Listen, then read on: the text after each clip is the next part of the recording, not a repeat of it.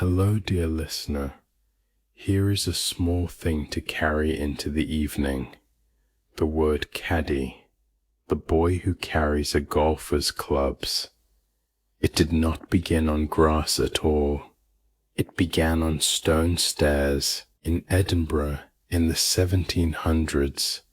The city had no running water, so men called caddies carried wooden barrels up tenement steps, one slow trip at a time, to families high above the street. The word came from the French cadet, a younger son sent on errands, but it was Edinburgh that made it mean the one who carries things for you. Centuries later, the same small word walked out onto a golf course and stayed. This is a quiet place to fall asleep, a place to wake up knowing one small thing you did not know before. So before we begin, let your shoulders soften. Let the day slip a little further behind you. Take a slow breath in and a slower one out. There is nothing to hold on to now. Tonight we drift through 1/2 mile of Edinburgh, a street where economists wandered in nightgowns, a street where a quiet skeptic became a kind of saint by accident, a street where wine arrived by candlelight from across the sea. We will move gently, room by room, until the city itself goes still. So now we step gently onto a corner of the new town. The stone here is pale, almost cream in the late summer light. The year is somewhere around 1770. The houses are still so fresh that the mason's marks have not weathered. Gulls drift in slow turns above Princes Street Gardens. A faint smell of chimney smoke comes up from the old town across the valley. Within the small parlour at the corner, a man sits with a book on his knee. He is round, comfortable, and quietly famous. His name is David Hume. He has just moved into this house, and the street outside has no name yet. That is about to change. It will change in a way that will outlive him by more than 2 centuries. A young woman walks down the new pavement that evening. Her name is Nancy Ord. She is a friend of Hume's, the daughter of a baron of the Exchequer, and she has a small piece of chalk in her hand. She knows what Edinburgh whispers about her friend. She knows the ministers who would happily see him excommunicated. She knows he is the most famous unbeliever in Europe, and so, by way of a private joke, she stops at the corner of his house. She kneels almost like a child at play, and she writes in clear white chalk on the warm stone the words St. David Street. The chalk dust drifts down onto her sleeve. She stands back, looks at her work, and walks on. The next morning Hume's housekeeper sees the inscription. She is appalled. She rushes upstairs in some distress to tell her master that someone has written a sneer on the side of the house. Hume is said to have set down his book. He is said to have smiled in the quiet way he smiled at most things. And he is said to have answered her with a sentence that Edinburgh has been repeating ever since. Never mind, lassie. Many a better man has been made a saint of before. The housekeeper went back downstairs. The chalk faded within days, but the joke did not fade. The name held. The neighbours began to use it. The council began to use it. And when the maps of the new town were redrawn in the next decade, the street was simply, officially, St. David Street. It is still the official name today. Buses stop there. Tourists photograph the plaque. None of this would have surprised him. He had always preferred the quiet form of an argument. Now imagine the man himself, settled in this small house. He is 65 years old. He has lived a great deal. As a young man in a borrowed room in the French countryside, he had finished an enormous book before his 27th birthday. He had been certain it would change the world. It was called A Treatise of Human Nature. He published the first 2 volumes in 1739, the third in 1740, and then almost nothing. No outcry, no celebration, barely a review. He wrote about it much later with a calm, dry humor that is entirely his own. The line he chose is now one of the most quoted lines in the history of philosophy. Never literary attempt was more unfortunate, he wrote, than my treatise of human nature. It fell dead-born from the press, without reaching such distinction as even to excite a murmur among the zealots. Dead-born from the press. He let himself say it. He let the whole sentence land, and then he went on with his life. He wrote essays. He wrote a history of England that became for a generation the standard one. He earned an income. He traveled. He kept his temper. But the great metaphysical book of his youth had to wait nearly a century before anyone read it properly. The man who became famous as a philosopher first became famous as a historian, and that is a small joke history has played on him in return. It is the 1750s now in our slow imagination. He has come back from London. He is the keeper of the Advocates' Library in the Old Town. He spends his days among lawyers and Latin and dusty quartos, and in 1754 a quiet trouble begins. He orders for the library a small list of French books. The faction that does not like him calls them indecent. There is a meeting. There is a vote. He is publicly censured, though he keeps his post in name. He hands the salary quietly to a blind poet who needed it more. The next year the trouble grows louder. In 1755, and again in 1756, the more conservative party in the General Assembly of the Church of Scotland tries to bring him to a formal trial. They want a public condemnation of his infidelity. They want, in the strongest version of the motion, to have him excommunicated. He never appears. He never speaks in his own defense. He simply, by some calm Edinburgh arrangement, does not need to. The men who protect him are themselves ministers. They are the moderate party in the same kirk. Their leader is William Robertson, a parish minister, who is also the best historian of his generation. Around him stand Hugh Blair from the High Kirk of St. Giles, Alexander Carlyle from Inveresk, John Home the playwright. They are all clergymen. They are also Hume's closest friends. They speak in the corridors. They count the votes. They quietly let the motion fail, and the city outside hardly notices. This is the texture of Edinburgh in those years. The man who denies miracles drinks claret with the men who preach them. The ministers who would in theory excommunicate him are the same ministers who in practice carry him home to bed when the evening runs long. The line between belief and unbelief in this half-mile of stone was a softer thing than later centuries would remember.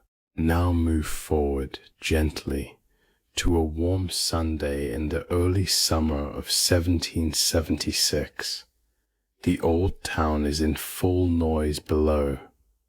The new town is quiet. Hume is 65. He has been ill for some time, with what was probably a slow cancer of the bowel. He is thinner than he was, but he is calm. James Boswell, who is many things and not one of them calm, comes to the door on the 7th of July. Boswell has come with a private question.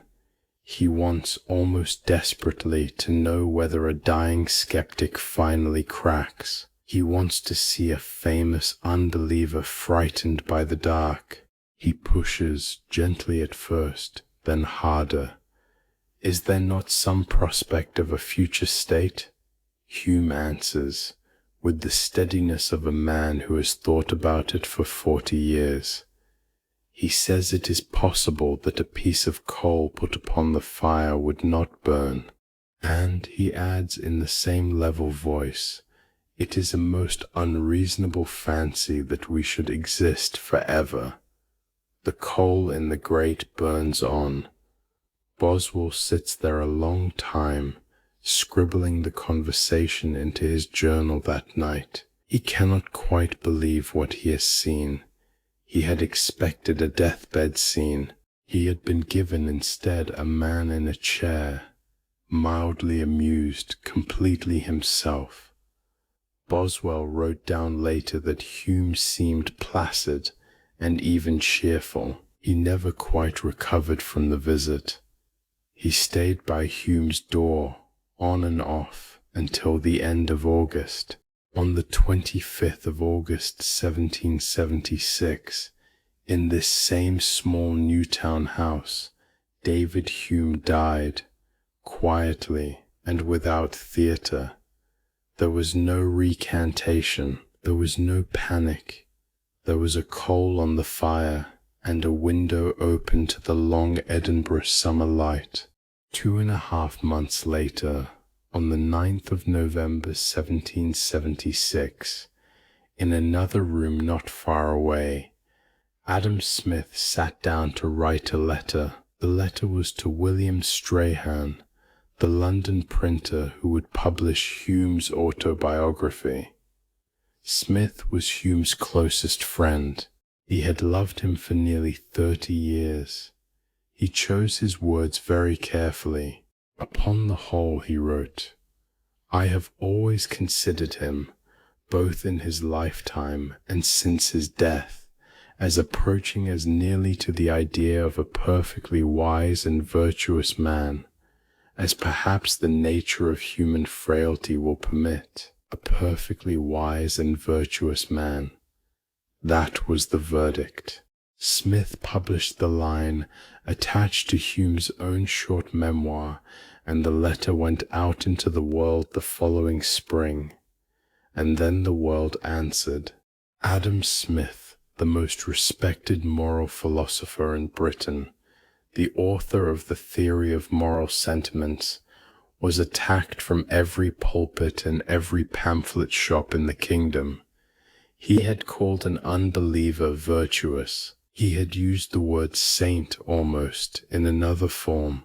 He wrote some years later to a friend in Denmark named Andreas Holt that this one short letter had brought upon him 10 times more abuse than the very violent attack he had made upon the whole commercial system of Great Britain.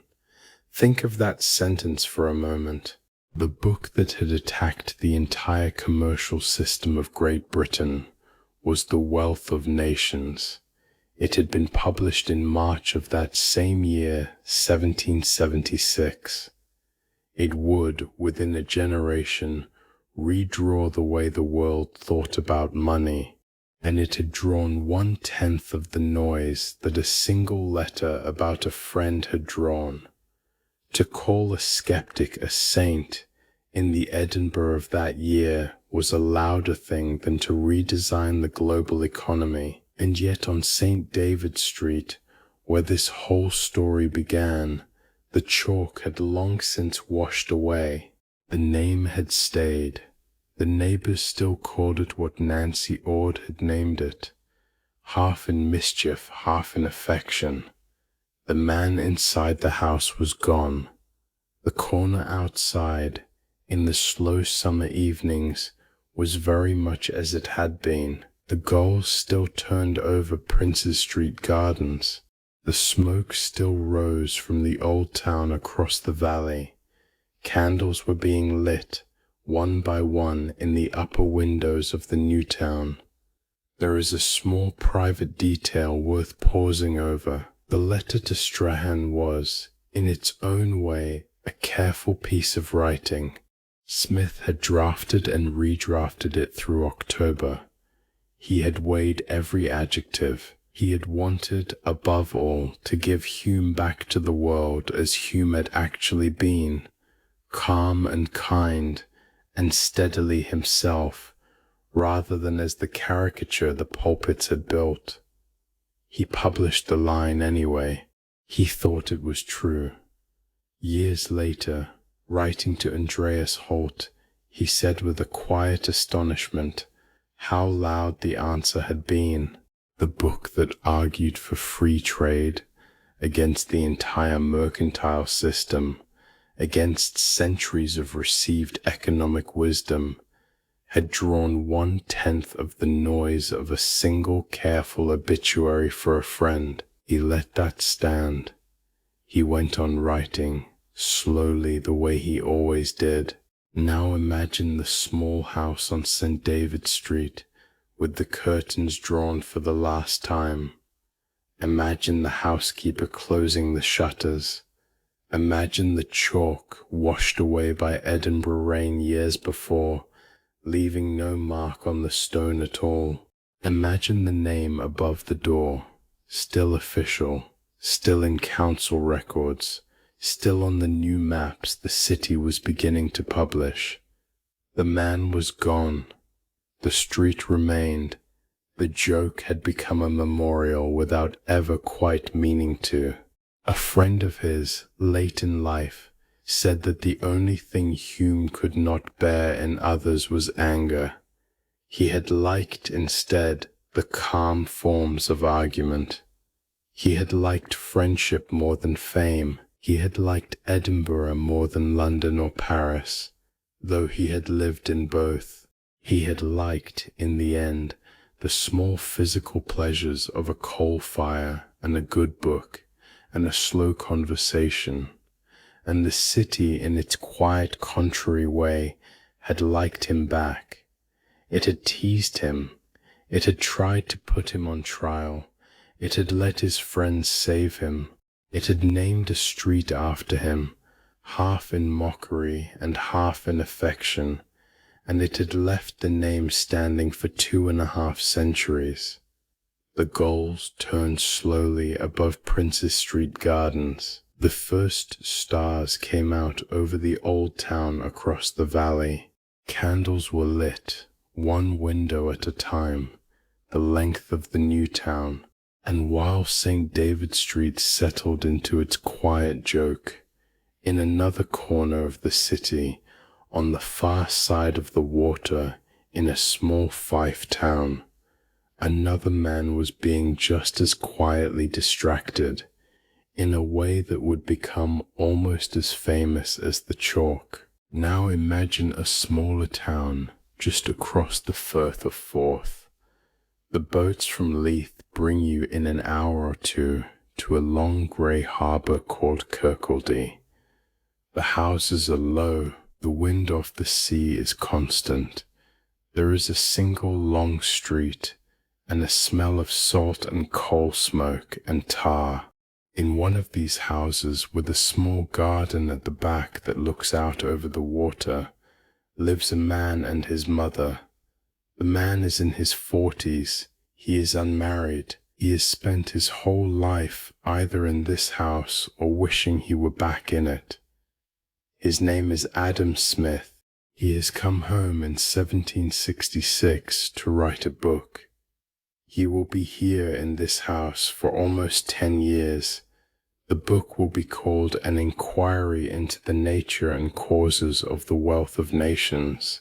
When it is finally published on the 9th of March 1776, It will quietly change the way the world thinks about money, labor, and the things people make for each other.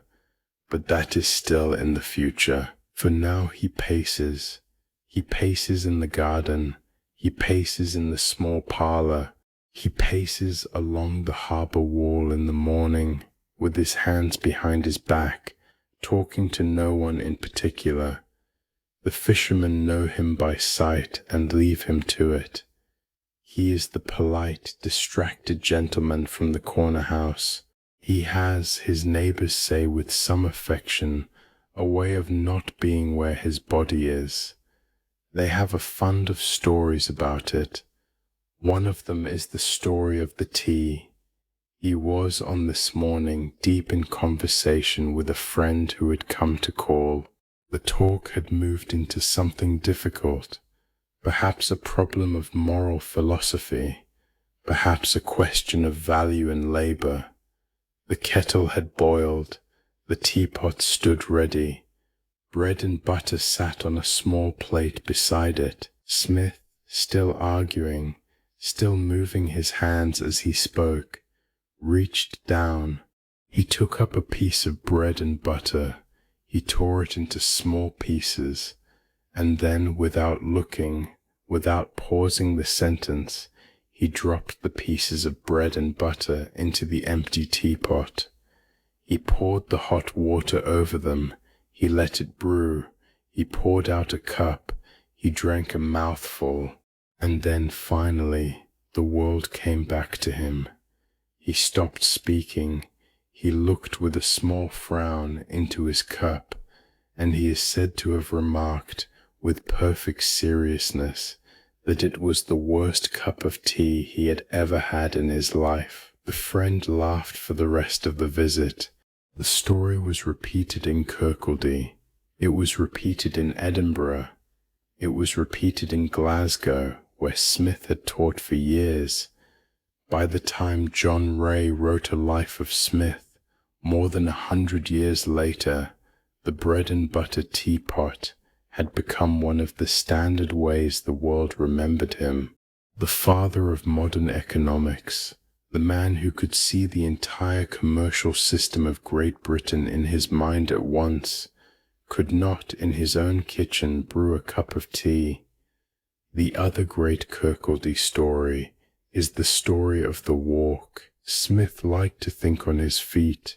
He would rise early. He would put on his nightgown, which in the 18th century was a long, loose dressing gown, not a thing of bed.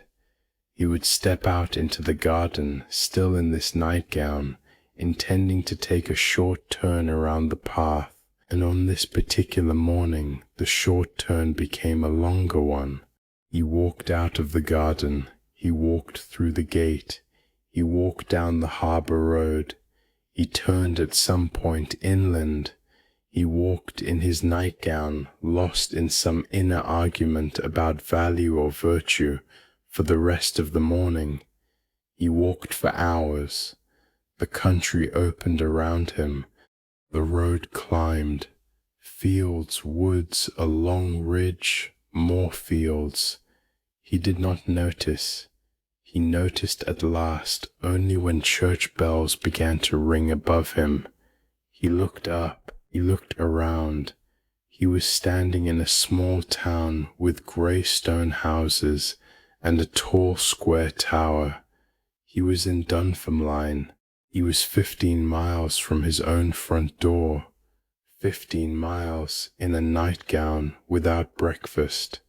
The bells, in their kind way, had brought him back. He walked, presumably with a little more attention to the road, the 15 miles home. The story, like the teapot, is in John Ray. Like the teapot, the punchline lives in the distance. Not 3 miles, not 5, 15. Now picture his life in those Kirkcaldy years more steadily. He had left his professorship at Glasgow in 1763. He had gone as private tutor to the young Duke of Buccleuch to France, where he had spent 2 years among the philosophes in Paris and Toulouse. He had come back in 1766 with a pension for life and a quiet mind to do his own work. He had come home to his mother's house, the house he had grown up in. He stayed there from 66 to 76. He read, he thought, he wrote, he paced. He let the book grow slowly around him. The walls of the small house held a great deal of his life. His mother, Margaret Douglas, was now in her 70s. She and her son lived in a quiet, well-ordered routine. He worked in the morning, he walked in the afternoon, he dined with her in the evening, he read aloud to her at night. He never married, he never moved out. He was, by all accounts, content. When at last the book was finished, in early 1776, he carried the manuscript over the Forth and across the country to London for the press. It was published in 2 large quarto volumes on the 9th of March of that year. It was a long book and not an obvious bestseller, but the men who mattered read it at once. Within months it had reached Hume in Edinburgh. Hume wrote back in April in tones of delight tinged with concern about its length. The 2 friends by then knew that Hume had not many months left. Hume wrote his will in January of that same year. He left Smith a sum of money, he left him books, and he left him in a separate codicil a job. Hume named Smith his literary executor. He asked him to see through the press a small, careful book that Hume had been writing for nearly 30 years and had never dared to publish. Its title was Dialogues Concerning Natural Religion. It was in dialogue form, a calm and devastating examination of the standard arguments for the existence of a God. Hume had let only a few friends read it. Smith was one. Hume now asked Smith as his last literary task to give the book to the world, and Smith, who had just publicly called Hume a perfectly wise and virtuous man, who would soon take 10 times more abuse for that letter than for his great economic work, said no, he would not do it. He would publish My Own Life. He would write the letter to Strahan. He would defend Hume's character with a steady hand. But the dialogues in the hands of his closest friend were one step further than he was willing to take. They negotiated gently. Hume amended the will. A codicil passed the dialogues to his own nephew, also called David Hume, who eventually published the book in 1779, anonymously, with no author and no publisher named on the title page. Smith never quite forgave himself, perhaps, but he also never quite changed his mind. Even friendship for him had a quiet inner edge. Hume, for his own part, had no such edge anywhere in his temper. He had described himself with a kind of cheerful honesty for years. There is a famous letter to Strahan written in 1771, when Strahan had asked Hume to prepare a new edition of his History of England. Hume wrote back to decline. He gave his reasons in a single short line. "I must decline," he said, "not only this offer, but all others of a literary nature, for 4 reasons. Because I am too old, too fat, too lazy, and too rich. Too old, too fat, too lazy, too rich."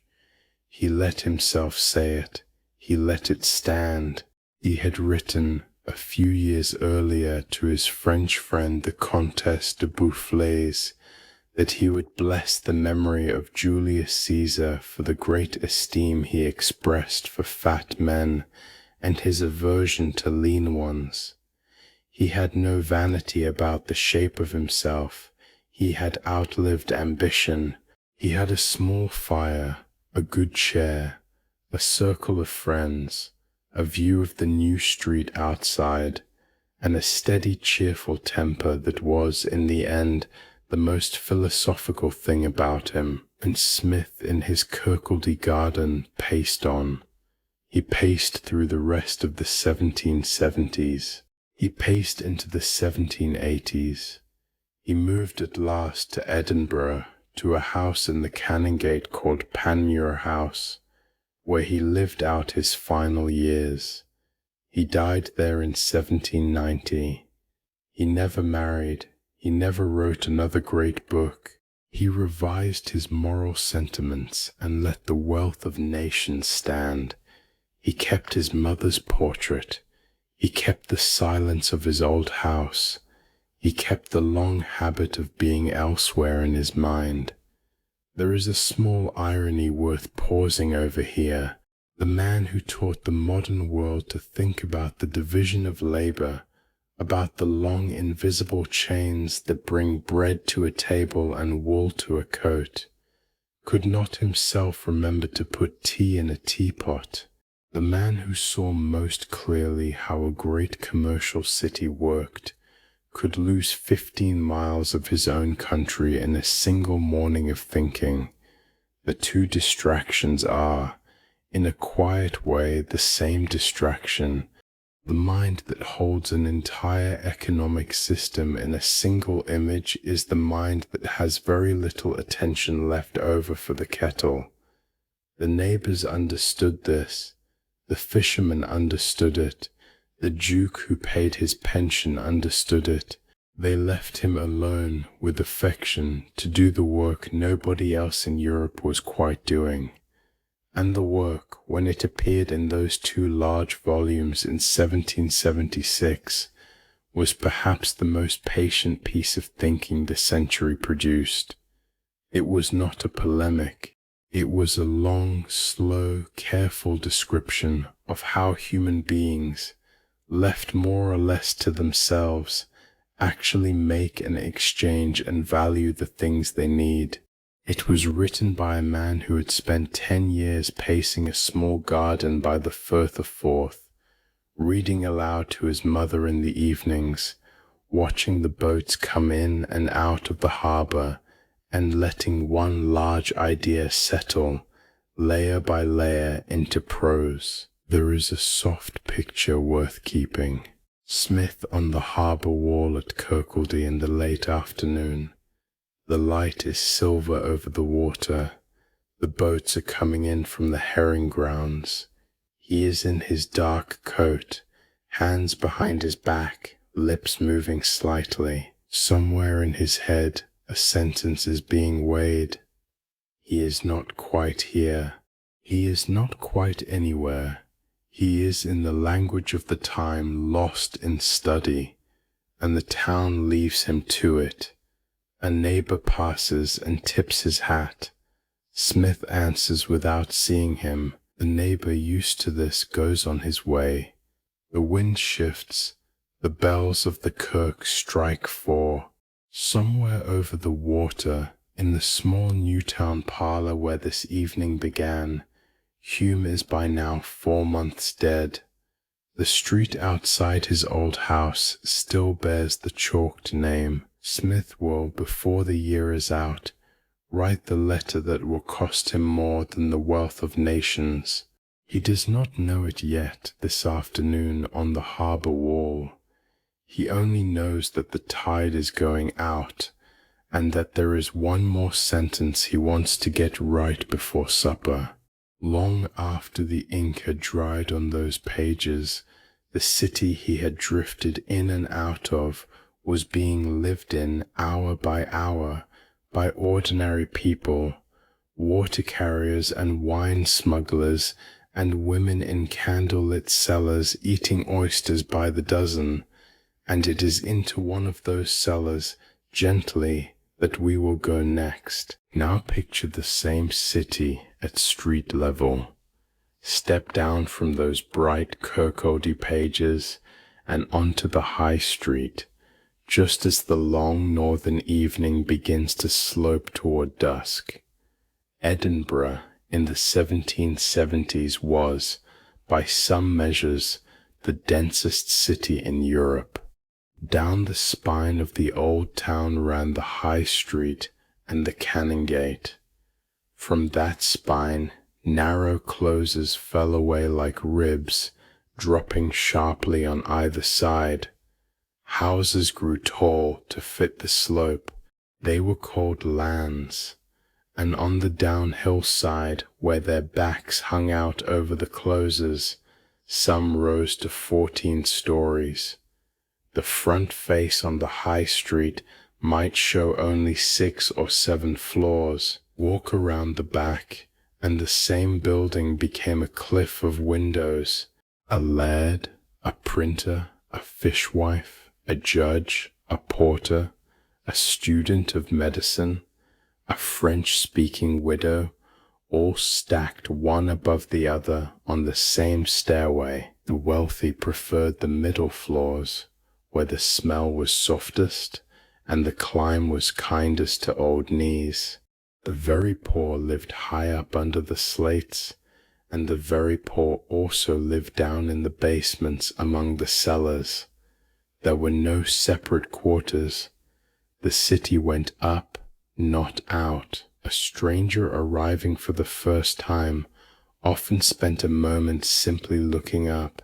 From the foot of a close the building rose so far that the slates seemed to lean over the lane. Smoke drifted from a forest of chimneys.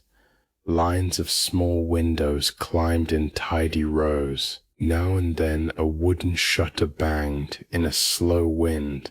The closes themselves were narrow enough that 2 carts could not pass.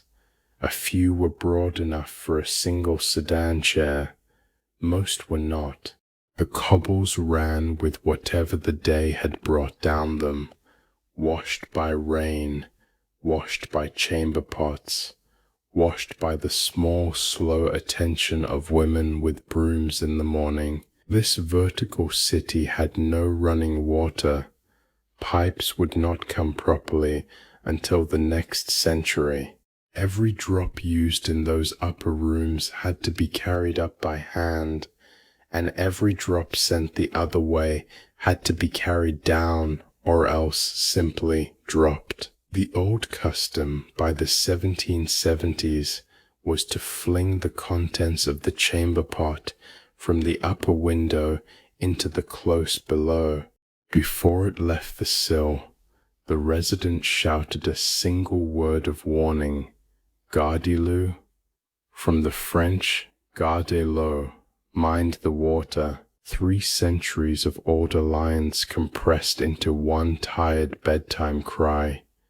Below, in the close, the walker shouted back, hold your hand, hold your hand. If the timing failed, the walker simply walked the rest of the night damp. In 1749, the town council passed what came to be called the Nastiness Act. It did not forbid the practice, it simply restricted it to the hours between 10 in the evening and 7 in the morning. Pots could be emptied, they could only be emptied between bells. A city ordinance about the legal hours of waste, written in the same decades that wrote on moral sentiments. The 2 facts sat side by side and seemed to the people there not strange at all. Between 10 and morning, then, the closes had their own slow rhythm. The smell that drifted up from them after the bell had a name, half fond, half rueful. The flowers of Edinburgh. Visitors complained, residents shrugged.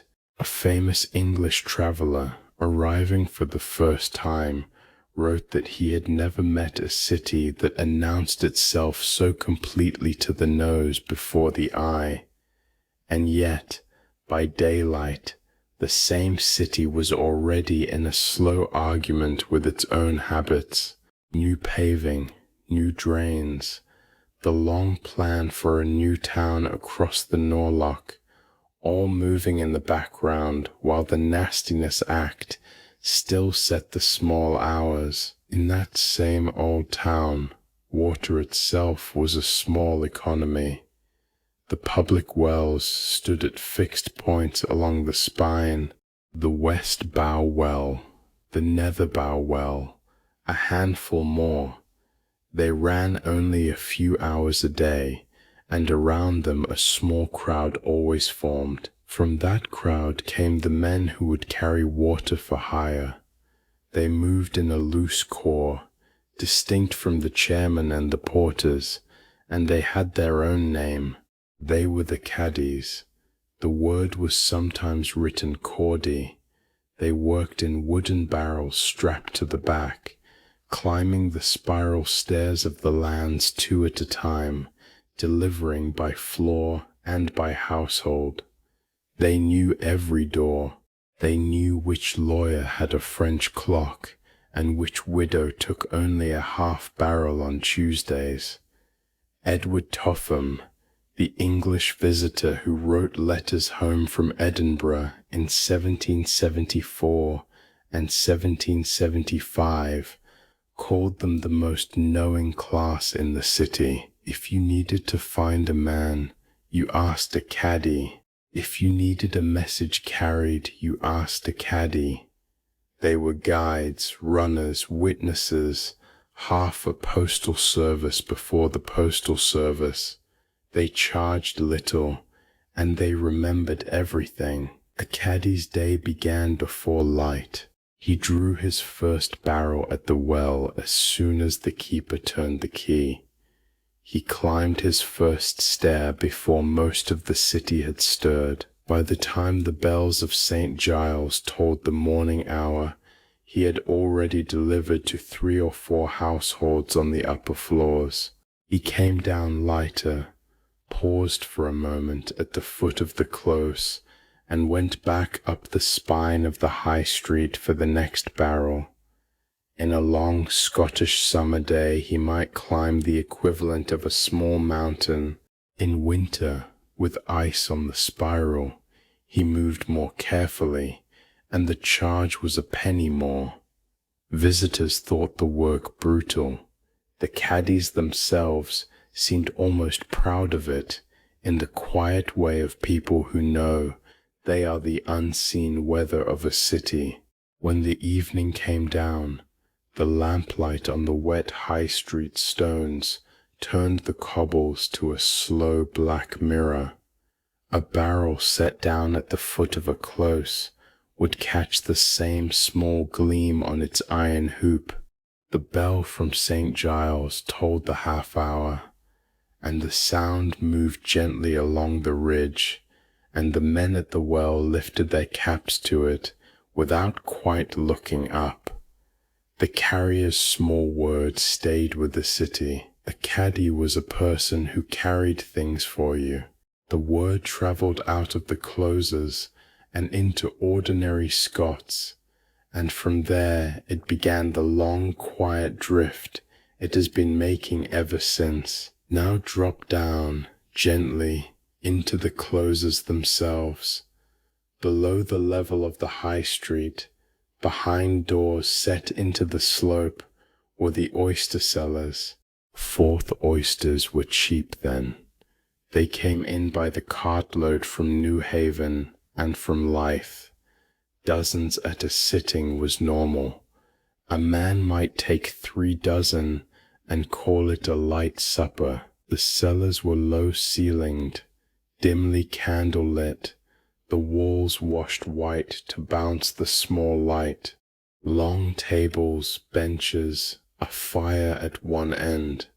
The first course was oysters, opened straight from the barrel onto wooden trenchers, eaten with dark bread and porter or stout. Then the porter was set aside, and the claret arrived.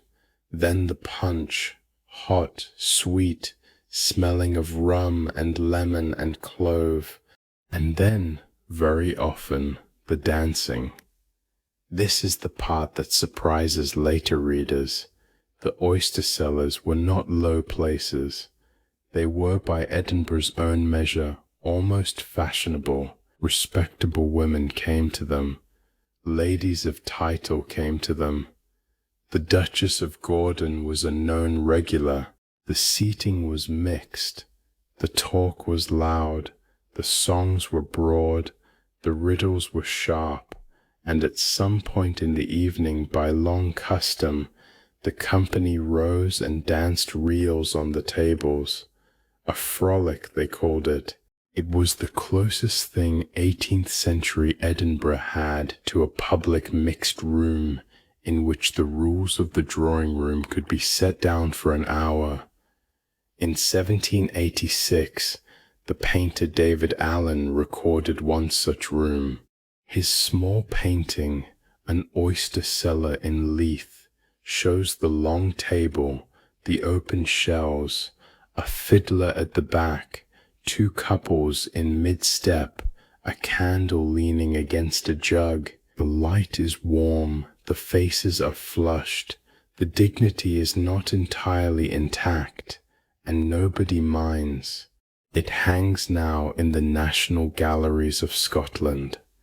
It is the quietest visual record of a noisy room. The oysters themselves were so plentiful that the price stayed low for most of the century. Boats came into Newhaven by the tide and unloaded their catch onto wide wooden trays. Carts moved the trays up the steep road to the old town. The shells, once opened, were swept out into the close at the end of the night and crushed underfoot the next morning by the first delivery of caddies, bone-white drifts of them piled at the foot of the stair. Children played with them. The dogs sniffed at them and lost interest. By the small hours, the cellar itself had gone quiet, the candles trimmed low, the fiddler asleep against the wall. The wine on those tables was almost always claret. To understand why, you have to step back 4 centuries. In 1295, the Scottish and French crowns signed the first of the treaties that came to be called the Old Alliance. The political content has long faded, the commercial content has not. Through that alliance, Scottish merchants gained early preferential access to the wines of Bordeaux. By the 17th century, claret was already the table drink of Edinburgh. By the 18th, it was simply what one poured. When the Union of 1707 brought English tariffs against French wine in favor of Portuguese, the law changed, and the habit did not. Claret kept coming. It came through Leith, much of it quietly, in barrels declared as something else.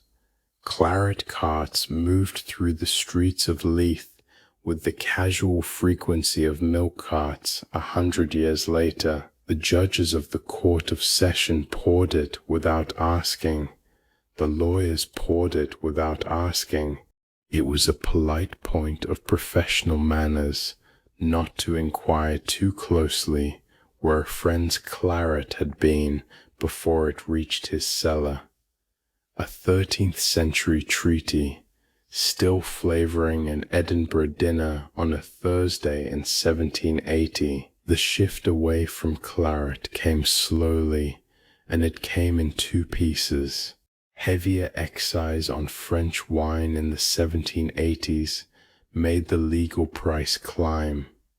Tea brought up from Leith in lead-lined chests found its way into more and more drawing rooms. By the early years of the next century, whiskey and tea between them had quietly taken the daily ground that claret once held.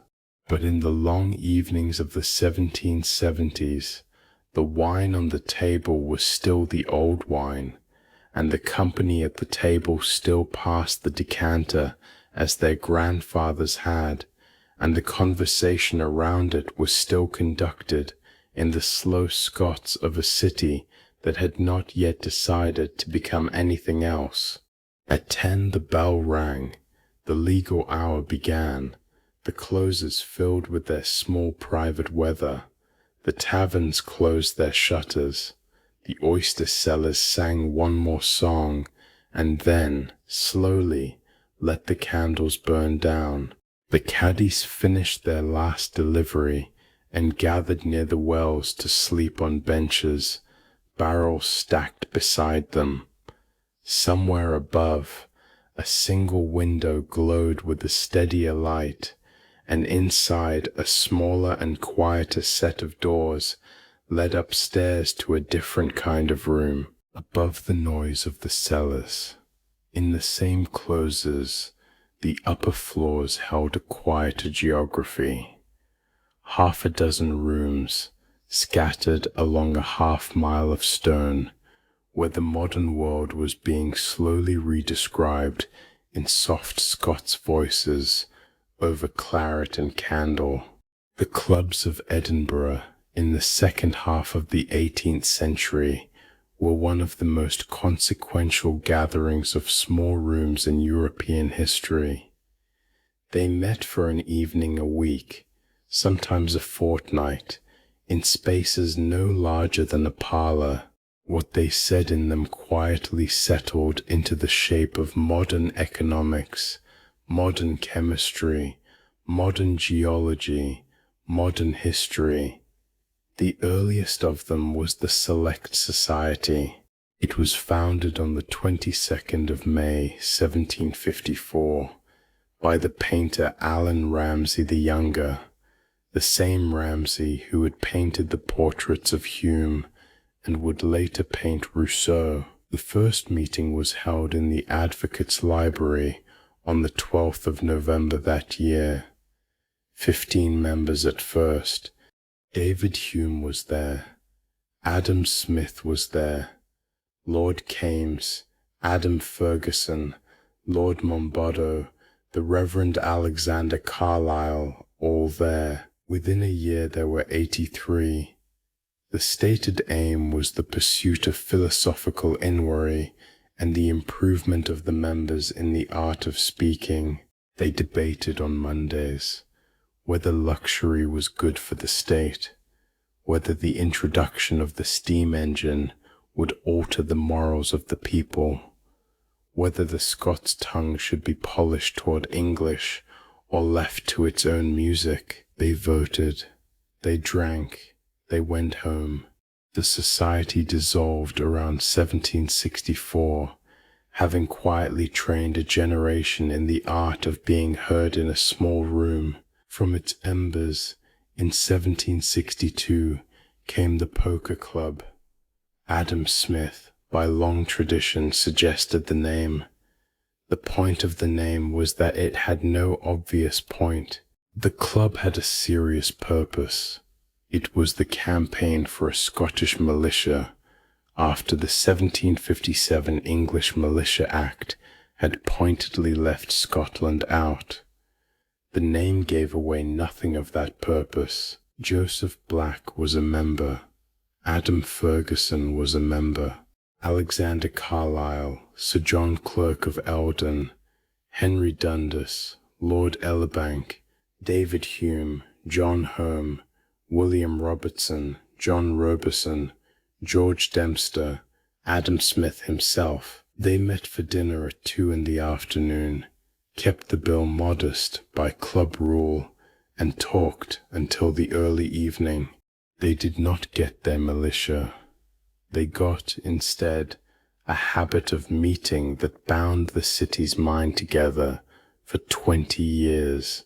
Adam Ferguson, perhaps half in jest, wrote a small satirical pamphlet for the cause in the style of Dr. Arbuthnot, in which Scotland appeared as a neglected sister called Margaret. It made the room laugh. It did not move Westminster. The Poker Club met on, year after year, in good humour, while the actual militia bill slept in committee.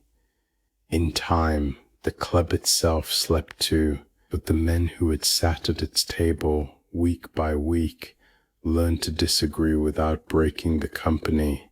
That, in the long run, may have been the more useful lesson. Around 1778, in a different tavern in the Grassmarket, a smaller and more particular circle began to meet on Fridays. They called themselves the Oyster Club.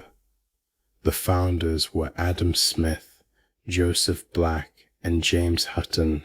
The regulars were John Playfair the mathematician, Adam Ferguson, Sir James Hall, and for a brief while David Hume before his death. They ate oysters, they drank moderately, they talked about what they were each working on. The wealth of nations, the behavior of gases, the age of the earth, heat hidden inside ice. The club kept no formal minutes, which is why the picture of it is so warm and so vague. Now and then a visitor passed through Edinburgh and was brought along.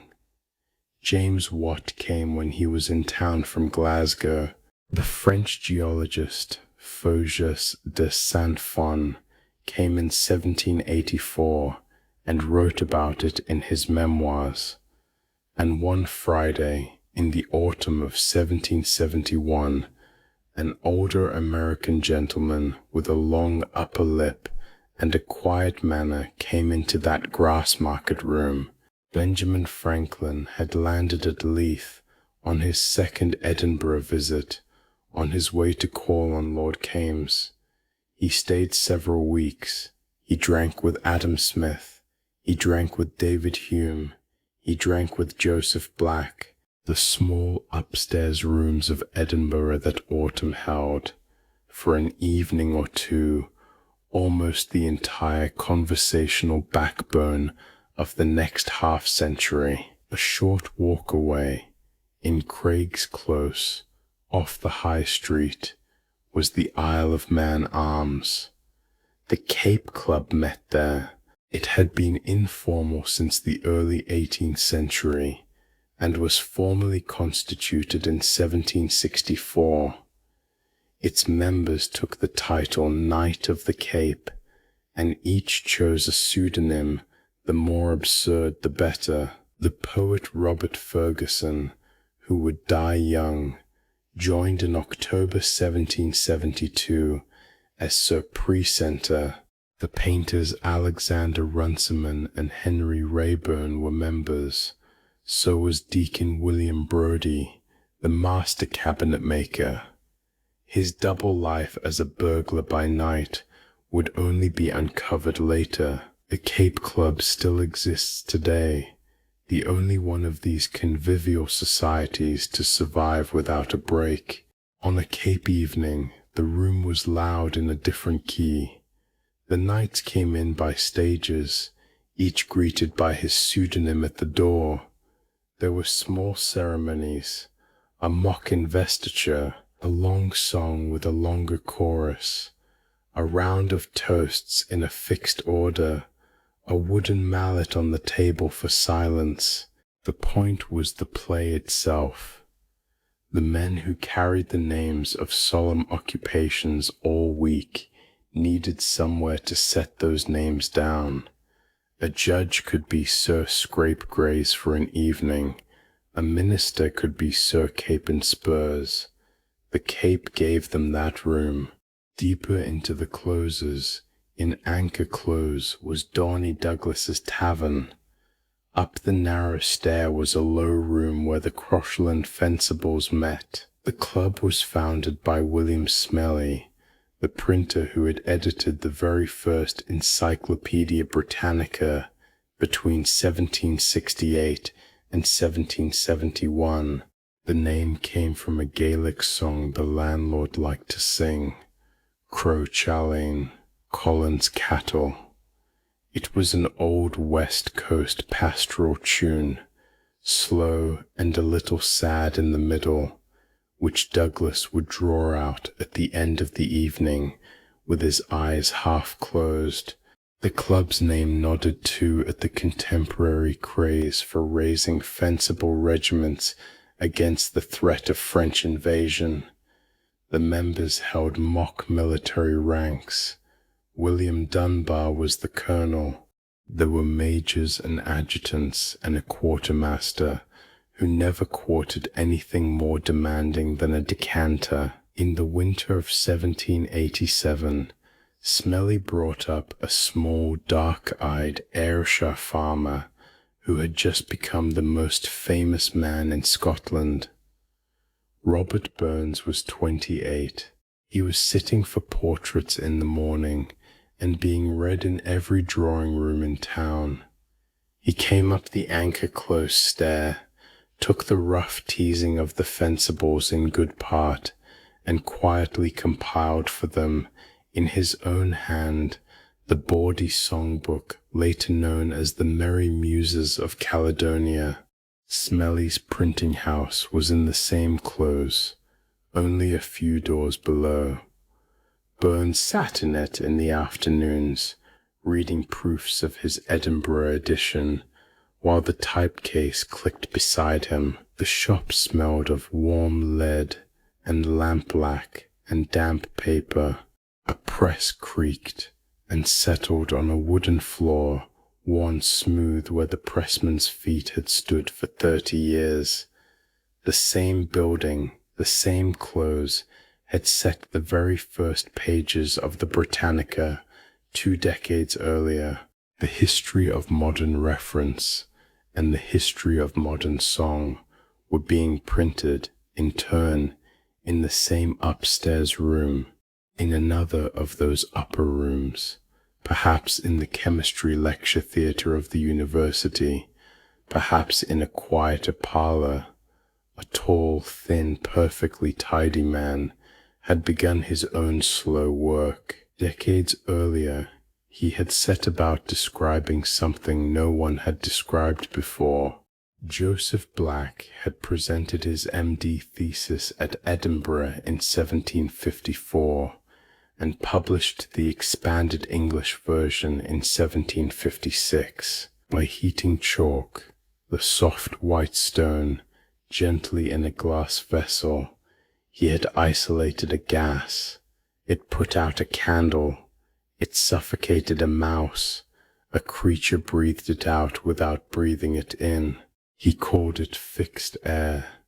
We now call it carbon dioxide. It had been named and weighed and tested in a small room in Edinburgh, 70 years before anyone would think to ask what it might be doing to the sky. The lecture room itself was modest. Tiered benches in a half circle, a long demonstration table at the front, scarred by acid, a row of glass jars on a shelf, a small iron brazier kept low for slow heating.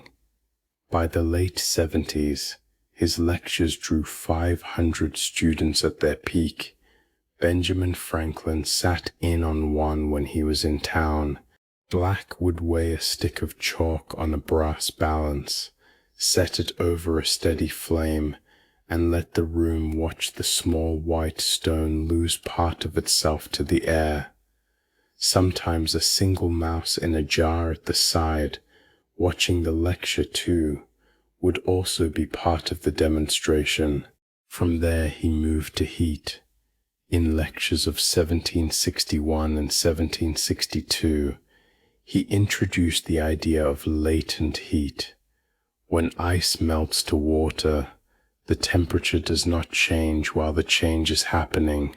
The heat is still flowing in. It is hidden inside the change of state. The same is true when water becomes steam.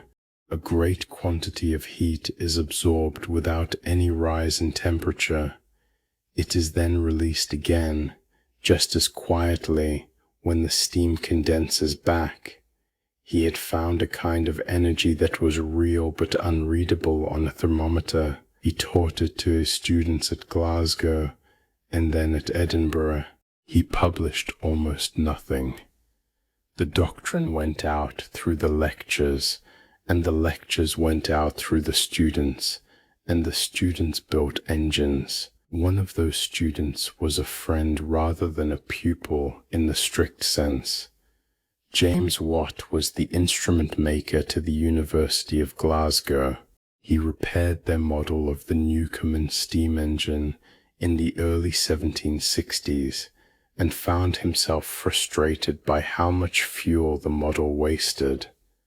The cylinder was heated by the incoming steam and then cooled by water injected to condense it and then heated again. Half the coal in the world, it seemed to him, was being used to warm the same cylinder twice.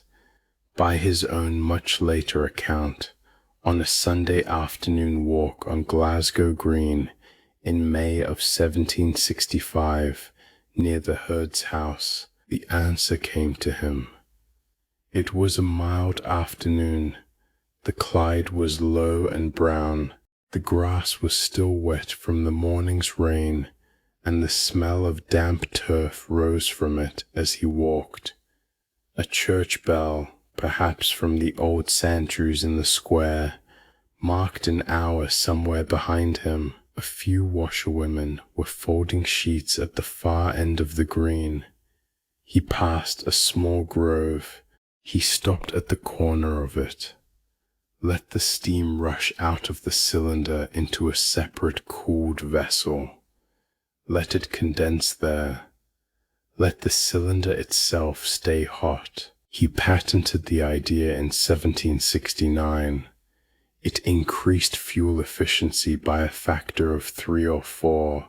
It became eventually the engine of the new industrial age. It is worth saying gently that the story rests on one source. Watt himself, an old man, told it to Robert Hart, and Hart wrote it down, and Hart published it 94 years after the supposed walk in 1859. The boulder on Glasgow Green that marks the spot was placed there much later, in memory of a memory. The walk may have happened exactly as Watt said. The walk may also have been a small and forgiving simplification by an old man tidying his own life. Both are true, in a way. The separate condenser existed. So did the room where Watt sat down with Joseph Black and explained it for the first time. On a different Friday, in the same closes, Adam Smith was making notes about the division of labor. James Hutton was wondering how rocks could be both vertical and horizontal in the same cliff. Benjamin Franklin was visiting from Pennsylvania, and someone, somewhere below, was carrying a wooden barrel of water up a spiral stair. And so, as the last of the claret was poured, and the small candles burned low above Anchor Close, the rooms emptied one by one. Picture this: the same evening, in the same city, in rooms the clubs never met in, kirkyards and drawing rooms and narrow stairs, other lives were settling into their own quiet light. Chapter 5. The edges of the lamplight. Let the picture widen for a moment. Step back from the upper rooms where the clubs are talking, and from the tavern stairs where the claret is being poured. Let the famous voices go quiet. They have had their hours. The city around them holds a great many smaller hours too, and most of those hours belong to people whose names the histories do not always keep. It is late afternoon now. The light over Edinburgh has gone the colour of weak tea. The stone of the old town soaks it up slowly, releasing a little of its own warmth back into the air. Smoke from 100 small fires rises in slow columns and feathers out against the sky. Pigeons settle on the high ledges. A door closes somewhere on the lawn market. The day is folding itself away, one street at a time. Walk south for a few minutes, through closes that smell of damp stone and chimney soot, and you come to a low gate set into a wall. Beyond the wall, the ground rises a little. The stones lean. The grass is long where the gardener has not been, and short where he has. This is Greyfriars Kirkyard. It is one of the quieter pieces of ground in the city, and one of the most populated. The names on the stones are half worn now. Some are still legible. Alan Ramsay rests here, the elder Ramsay, the poet and bookseller who in May of 1726 opened on the High Street the first commercial lending library in the world, and who died in 1758 when many of the men we have been listening to were still young. His stone is plain. The lettering has softened into the moss until you have to read it with your fingers as much as with your eyes. James Craig will be brought here too. In time, the young architect, whose grid of streets to the north is even now being filled with new houses, he will lie within a stone's throw of Ramsay. The man who drew the new town, and the man who built the readership that taught it what to read, sharing a small piece of older ground. The kirkyard does not feel grand. It feels used. Moss in the lettering, a bird hopping along the top of a tomb, a small wind moving the long grass at the edges. The whole place has the quality of an old room where many people have sat, none of them recently. If you stand here long enough, the city seems to lower its voice around you out of simple courtesy. The gardener who keeps the paths is somewhere on the far side raking. You can hear the slow, soft sound of his rake more than you can see him. It is the only working sound in the whole place, and even it seems to be on a Sunday rhythm. He pauses. He moves a step. He rakes again. After a while you stop noticing it, and then after a while longer you notice it again. The way you notice a clock you had forgotten was in the room. A cat moves along the top of the wall and disappears. A small group of starlings settles in the yew tree, and then, all together, decides against it and is gone. The stones stay where they are. The names go on quietly being names, and 100 years on from this evening, on this same patch of earth, a small terrier will wait by a fresh grave for 14 winters. He will become one of the most famous dogs in the world, but that is later. Tonight the kirkyard is only itself, and the wind in the grass is only wind. The same earth, the same low wall, a different century holding it. Walk back into the new town now. The light has softened further. In an upper room above a quiet street, a fire is being built up for the evening. A tea tray comes in, 3 cups, a small plate of shortbread. The hostess settles into the chair nearest the fire and waits for her visitors to arrive. Her name does not appear in the lists of the clubs. The clubs do not let her in, but the conversation that will happen in this room over the next 2 hours will move between poetry, theology, the new histories, the small troubles of mutual friends, and a careful, well-judged opinion on a sermon heard last Sunday. Alison Cockburn keeps such a room. She is a poet herself, the author of a quietly famous lament for the dead of Flodden, which she calls, in private letters, her Willow Song. I have seen the smiling, Of fortune beguiling, the line goes, I am wearing my willow. She is a cousin of Walter Scott's mother. She will outlive most of the men in this story.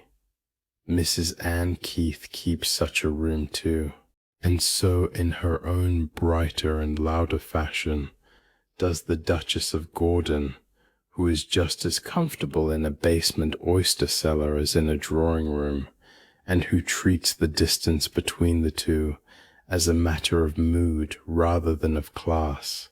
The drawing room and the tea table are, for women in this city, the nearest thing there is to a public sphere.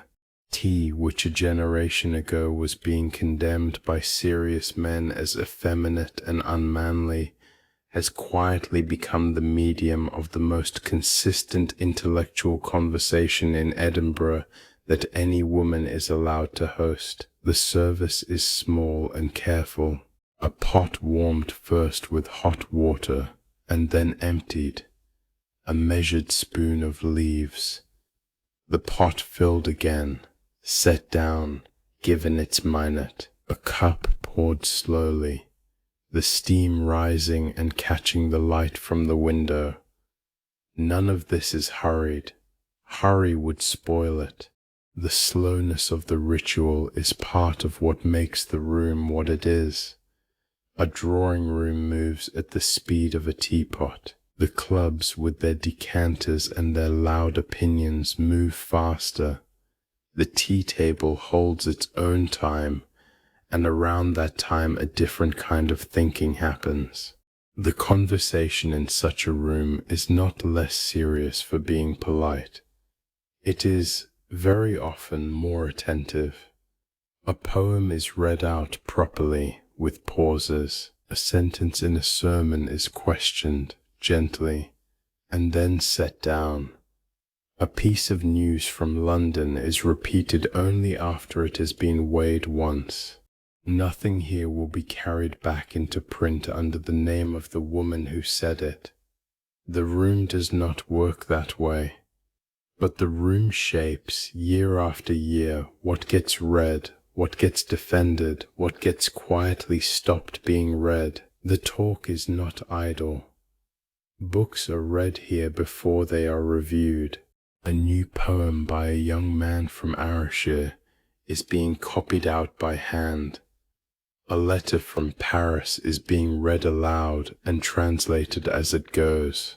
The letter is from the Comtesse de Boufflers, who has written for years to David Hume, and who will go on writing to him after his death, to his friends, asking after his last days. Their correspondence ran for more than a decade. It is patient, affectionate, sometimes flirtatious, mostly intellectual. He sent her his books. She sent him news of the salons of Paris. She wrote of evenings at the Temple, where Conti's circle gathered, of D'Alembert reading aloud, of small porcelain cups and smaller honesties. She called Hume le bon David, as Paris did during his diplomatic years. Neither of them sat across a table from the other for more than a handful of evenings. Elsewhere in the city, on this same evening, another supper is being laid out in a way that no other supper in Britain quite resembles. In St. John Street, off the Canongate, the Judge James Burnet, Lord Monboddo, is preparing to receive guests at his usual hour. He keeps a learned table on Roman lines, a few candles, plain food, good wine, and, this being a Monboddo evening, a scattering of fresh rose petals strewn the length of the cloth, in conscious imitation of Horace. The petals are slightly bruised by the time the soup comes. Their scent rises gently into the room as the conversation begins. Monboddo, who believes among other things that human beings are born with small tails which the midwives discreetly cut off, and that orangutans are essentially a kind of person, presides with perfect courtesy. He will refuse all his life to travel inside a carriage and will ride to London on horseback into his 80s instead. The rose petals are not a joke. They are not exactly serious either.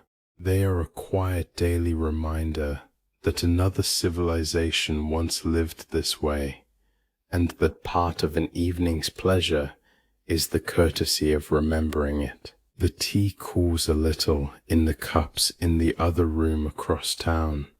Someone laughs softly at something not quite said. Outside the window, the long Scottish evening is doing what it does best, which is to take its time. Elsewhere in the city, other quiet lives are reaching the end of their working day. A laundress folds linen by the last of the daylight. A printer's apprentice in anchor close washes ink from his hands in a basin of cold water. A child carries a covered jug home along a narrow stair. A widow at her window watches the light go out of the stone of the castle, slowly, from the top down, the way a candle goes out. These are not the people whose letters survive. Their evenings are not recorded, but the city is mostly made of them, and on an evening like this, you can almost hear how much of it they account for. A woman crosses the lawn market with a small basket over her arm. She has been at a friend's for an hour. She does not look up at the high walls of the lands above her. She has lived under them all her life. The walls are simply the shape of where she lives. A boy carries a bundle of kindling up an outside stair, 2 pieces falling from the top and tumbling down behind him.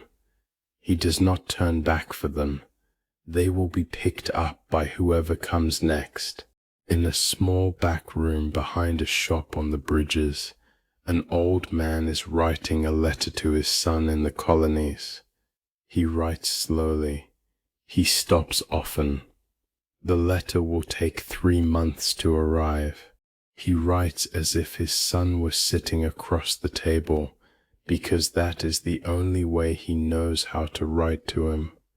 Outside his window a thrush sings, twice, and stops. A washing line strung between 2 upper windows holds 3 white shirts and a small dress, quite still in the windless air. A cat watches them from a sill. A door opens and closes overhead.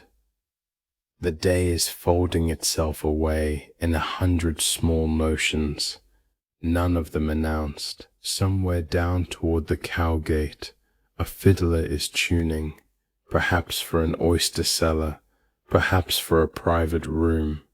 It is not yet the hour for music. It is the hour before it. In Greyfriars the light has gone almost entirely. The stones have given back the last of the day's warmth, and have settled into the cooler temperature they will keep until morning. A single lantern moves along the wall outside the kirkyard, carried by someone walking home. Ramsay's plain stone is only a darker rectangle in the grass. Craig's, when it comes, will be much the same.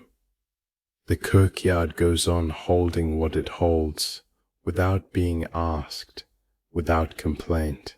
In the drawing room, the candles have been lit. 2 more visitors have arrived, and have been settled near the fire. The conversation has moved on, gently, to a question about a book of sermons. The hostess refills a cup. Outside the window the street has gone the color of slate. These are the edges of the Lamplight, not the famous rooms where the new sciences are being argued over a 5th glass of claret, not the printed pages, the other rooms, the kirkyard, the tea tray, the letter from Paris, the rose petals on a judge's table, the widow at the window. The city remembers the famous men by name and the rest of its people by weight.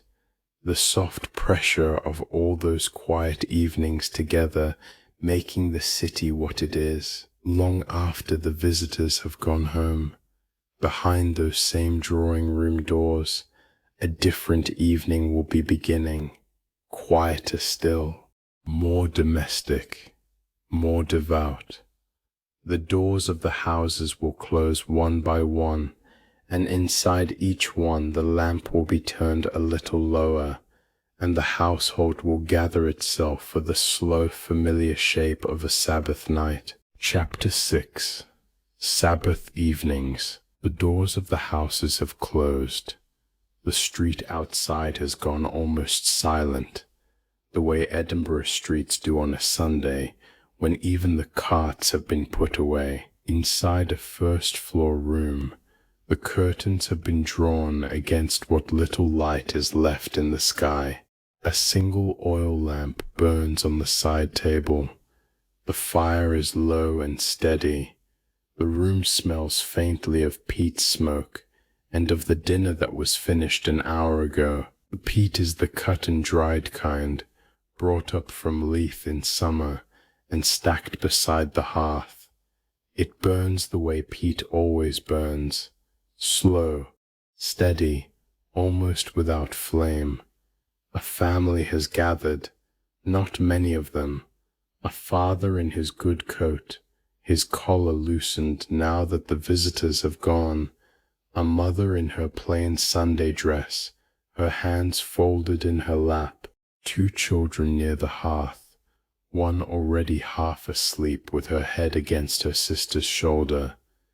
An older girl with a book open across her knees, waiting to be told what to read. On the small stand beside the father's chair is a large Bible, well used, the leather softened at the corners.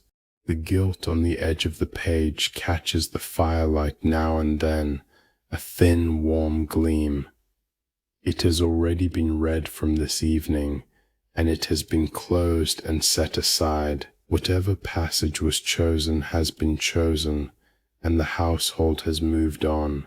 This is the quiet shape of a Sabbath evening in the city. The famous rooms of the Enlightenment are not the whole of Edinburgh. They are not even most of it. Most of Edinburgh on a Sunday night looks like this: a small fire, a book, a child going under into sleep. The day held back from its ordinary uses, in observance of something older than any of the new philosophies. The Sunday has had its own slow shape from early morning. 2 services in the kirk, one in the forenoon and one in the afternoon. The long sermon listened to carefully, the psalms sung without instruments in the old way, a walk home in good clothes, a cold dinner prepared the day before, because no work is done today, not even cooking, if it can be helped. A pot of broth kept warm at the side of the fire.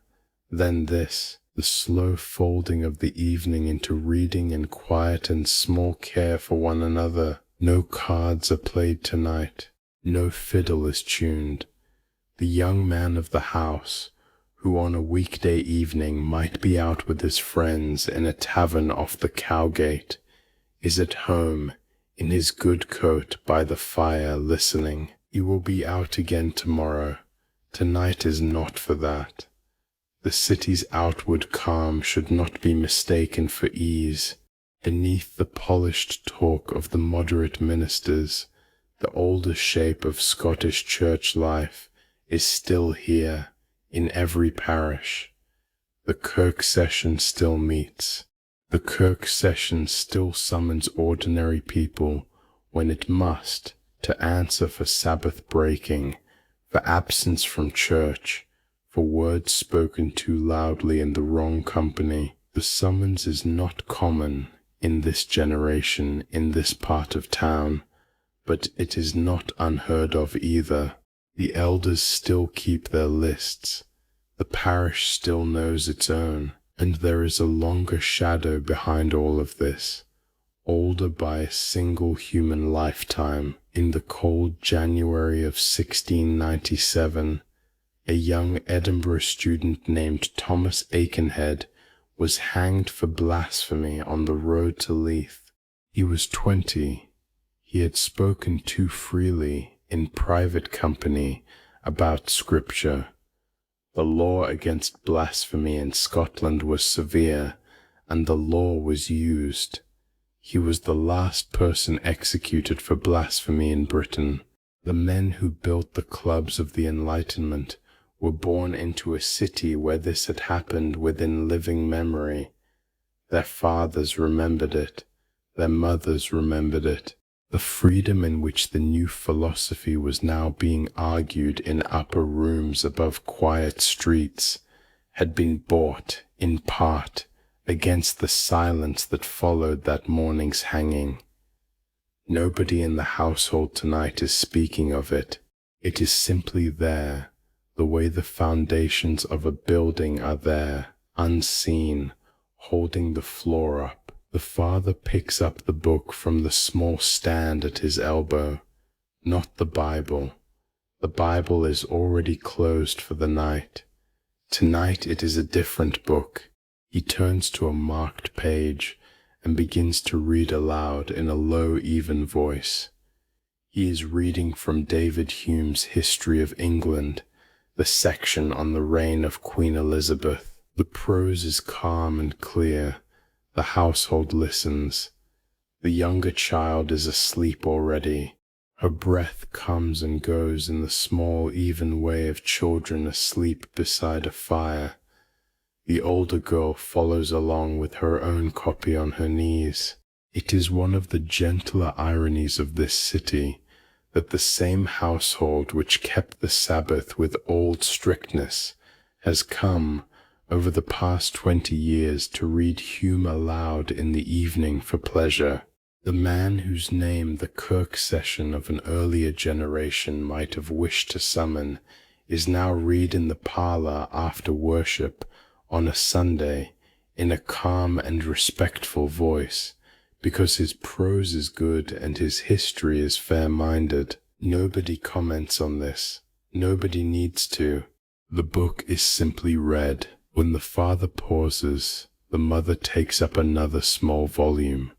It is Alan Ramsay's Gentle Shepherd, the pastoral poem in Scots that has lived in Edinburgh households for more than half a century now. She reads a short passage, slowly. The Scots words feel different in the room from the careful English of the history. They feel closer to the floor. The children prefer them when they are awake to hear them. Tonight only the older girl is awake, and she smiles a little at a familiar line. The passage is about a hillside, and a shepherd, and a girl who has been waiting since morning. The language is plain. The poem does not ask much of the listener.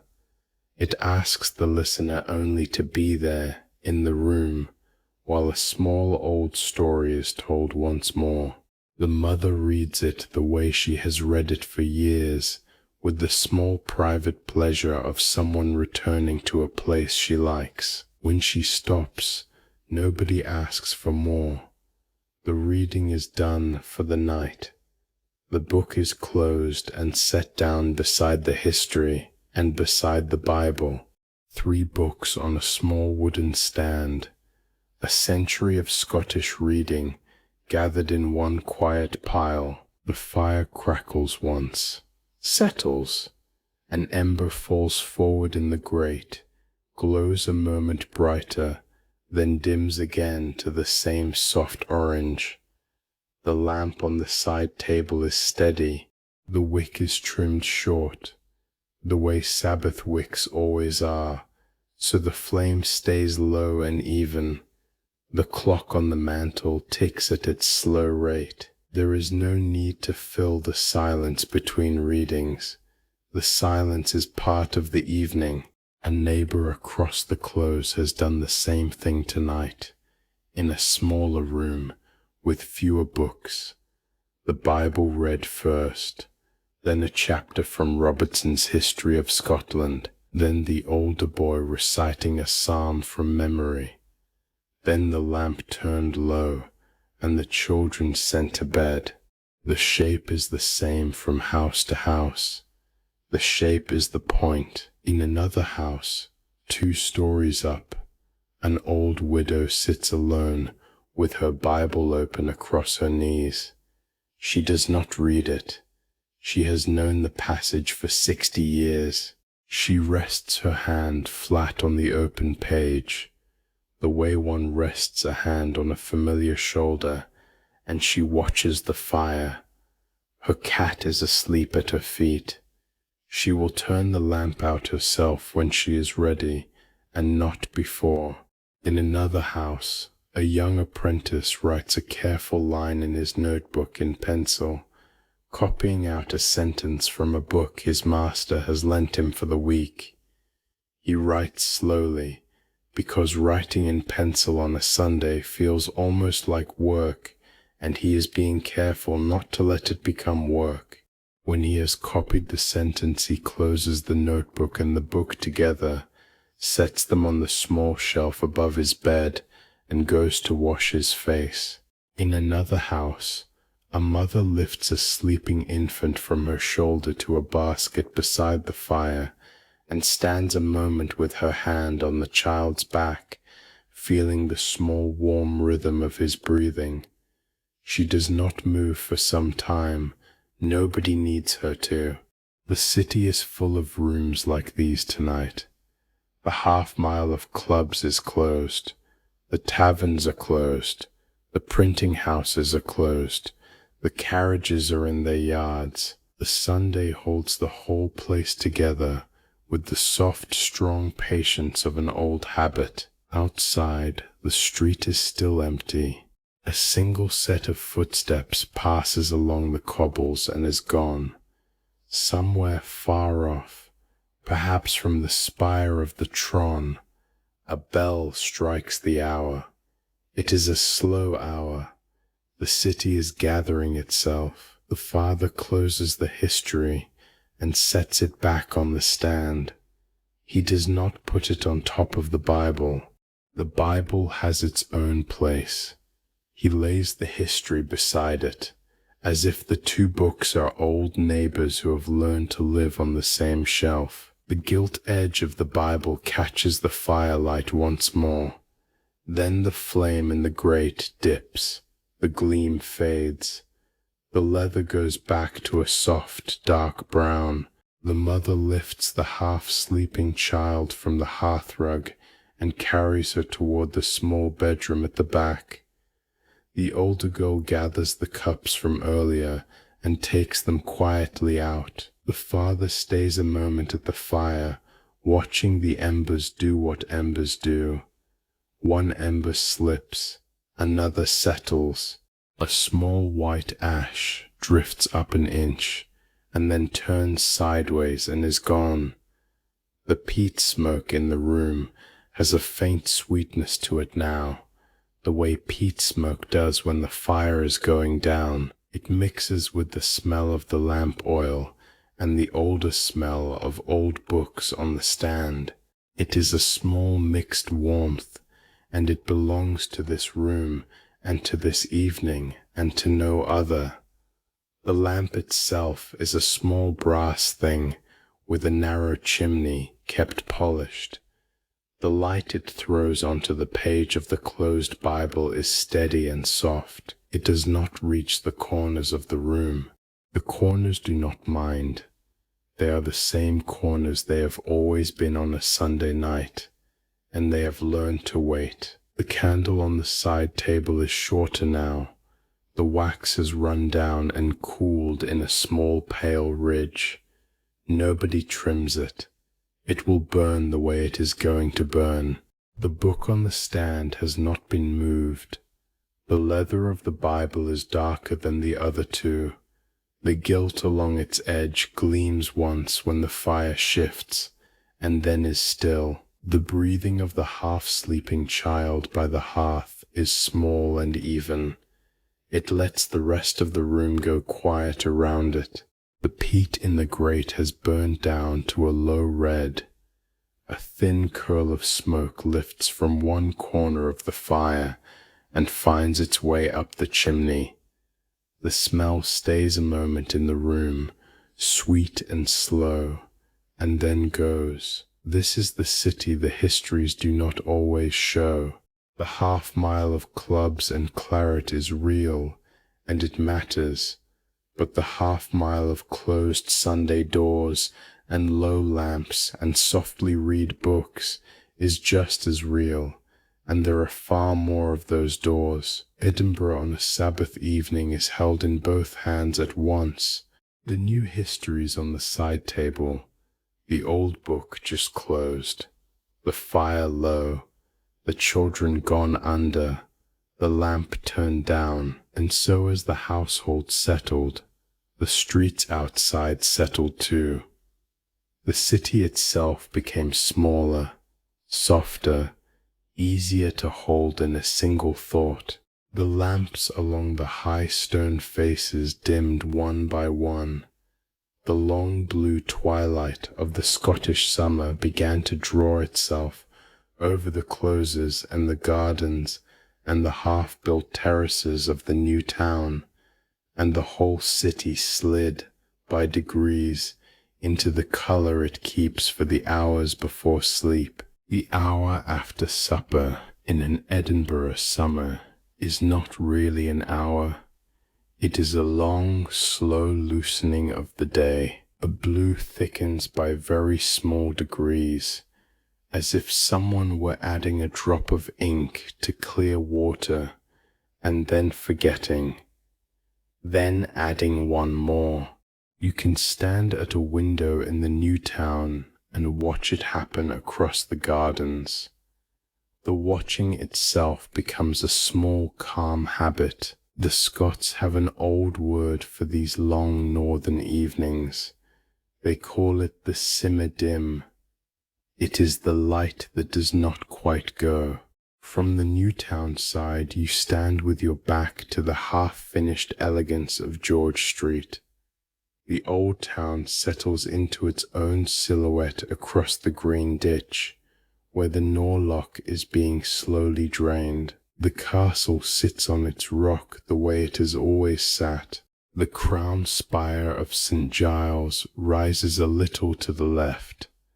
The high lands of the Lawn Market and the High Street stack into the sky in their odd leaning rows, 14 stories in places. Their windows catch the last sun and hold it for a moment longer than the street below. From this distance the city looks almost soft. The smoke of 10,000 coal fires drifts up from the closes. It joins itself into a single low cloud over the spine of the ridge. The cloud is the colour of pewter going slowly to grey. This is the hour the city earns its other name, Old Reekie, Old Smoky. It is not an unkind name. It is simply what the place looks like from across the loch on a calm evening. The smoke has nowhere to go. It gathers gently over the chimneys like a shawl pulled up around the shoulders. The gulls are still working, lazy now, drifting on the warm air that lifts off the slate. They come up from Leith in long, unhurried glides. They cross the ridge without once beating a wing. They fall away again toward the firth. The sound they make is small at this hour, almost private, as if they were talking only to each other. Somewhere along the high street, a bell from St. Giles strikes the half. It is a thin, ordinary sound, not grand. It loses itself almost at once in the murmur of the closes. People hear it without noticing they have heard it. A man in a tavern raises his glass a quarter-inch and sets it down again. A woman in a stair window pauses her needle and resumes. The bell is part of the air. The smoke is part of the air. The long blue light is part of the air. In the new town, on the corner that the boy chalked once long ago, the small joke has settled into the stone. The city has quietly kept it. The sign is small. The street is broad. The houses are pale. A lamplighter is moving from door to door with his pole, lifting oil lamp glasses, touching the wicks, easing them back down. There is no gas here. There will be no gas for a long time yet. There is only the soft yellow point inside the glass, and then another, and then another. They are spaced a long way apart along the new pavement. The spaces between them are still mostly twilight. The philosopher who once lived here is gone now, in the way the gone are gone in cities, which is to say not quite. The street keeps his name. The neighbours have stopped chuckling about it. The fact of the name has become ordinary, which is how cities forgive the people they were too small for. A carriage passes and does not pause. A maid carries a covered dish across the cobbles toward a basement door. The lamplighter reaches the corner. He touches the wick at the top of his pole to the lamp on the post. The small flame catches. That part of the corner becomes a little warmer for a moment. The rest of the corner stays blue. Across the Firth of Forth, on the Fife shore, the same twilight is settling over a smaller town. Kirkcaldy is a low, long line of stone houses with their backs to the water. The garden of one of those houses runs down toward the shore. Along the garden a man has worn a faint, slow path between the wall and the gooseberries. He is not walking it tonight. He is sitting indoors by a window that catches the last of the sea light, and he is not for once talking to himself. The path is empty. The marks of his slippers in the gravel are still there, fresher in some places than in others. A small wind comes up off the firth and stirs the leaves of one of the bushes, and the path remains. A little further inland, in a tall, thin house that looks east, another man sits at another window. From his rooms on St. John's Hill, he can see directly across to Salisbury Crags. They are the great wall of dark rock that lifts itself out of the city's eastern edge. The crags are turning purple now. He has spent years climbing them, knocking pieces off with a hammer. He has held the pieces up to the light, turning them over in his palm. He has used that wall of rock as his open-air notebook. Tonight he is not climbing. He is sitting. He is watching the same wall change color the way it has changed color for him 1,000 evenings. There was in his life one June afternoon on a different coast. He stood on a small headland called Sicker Point with two friends. They looked down at where two ages of stone met at an angle. He understood something that he had been trying to say in print for years. The understanding was very quiet. He wrote it down later in a sentence that has stayed. He wrote that the result of the inquiry was that one could find no vestige of a beginning and no prospect of an end.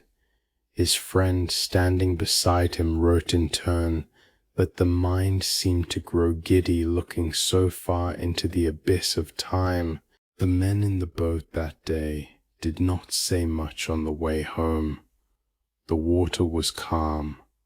The light was, very probably, this light. He does not need to climb the crags to remember any of that. The crags hold the memory for him.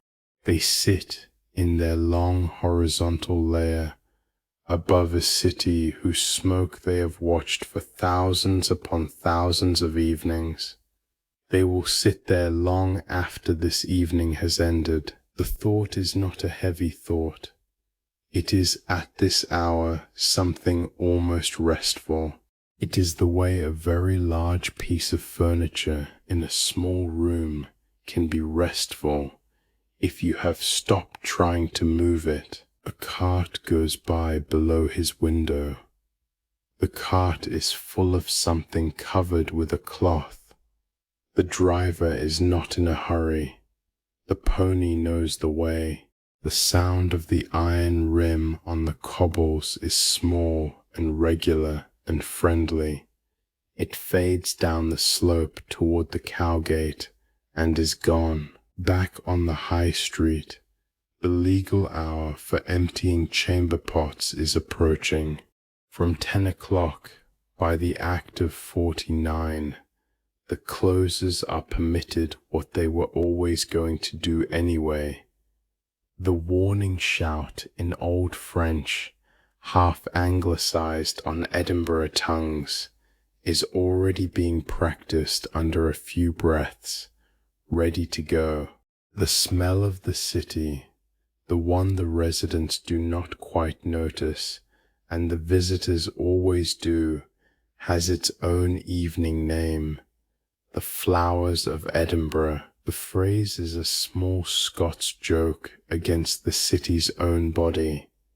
It is said gently, the way you would say the name of a slightly difficult relative. For now, just before the hour, the high street is in its softest mood. A pier man is closing his shutters. A girl is carrying a covered jug up an outside stair, one careful step at a time. Two old men in a tavern doorway are not arguing anymore. They are simply standing, looking out, the way old men do at this hour, with their glasses still in their hands. A printer's case clicks once in a window high above the anchor close, and then is quiet. Somewhere out of sight a child laughs, a single small sound that lifts and is gone. The smell of fish from Leith drifts up the slope on the same warm air that lifts the gulls. Underneath the fish there is peat smoke. Underneath the peat smoke there is the older, deeper animal smell of the closers themselves. A visitor would notice all of this. The people who live here have stopped noticing.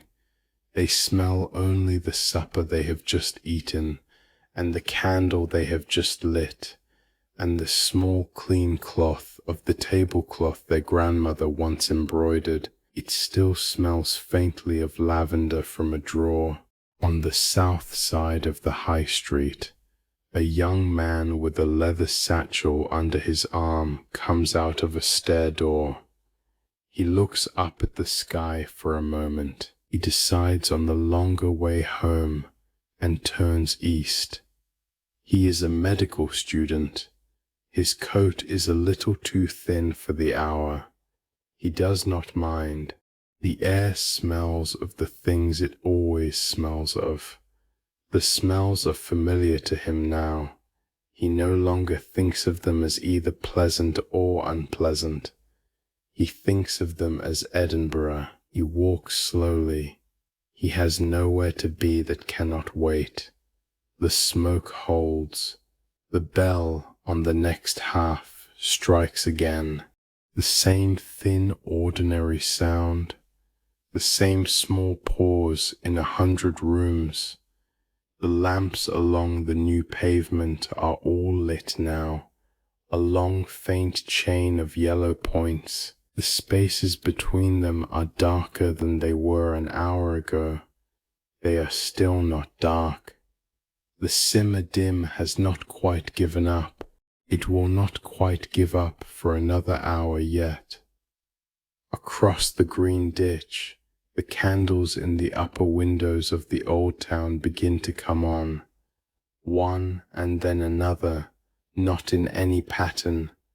This household is finishing supper. That household is reading aloud.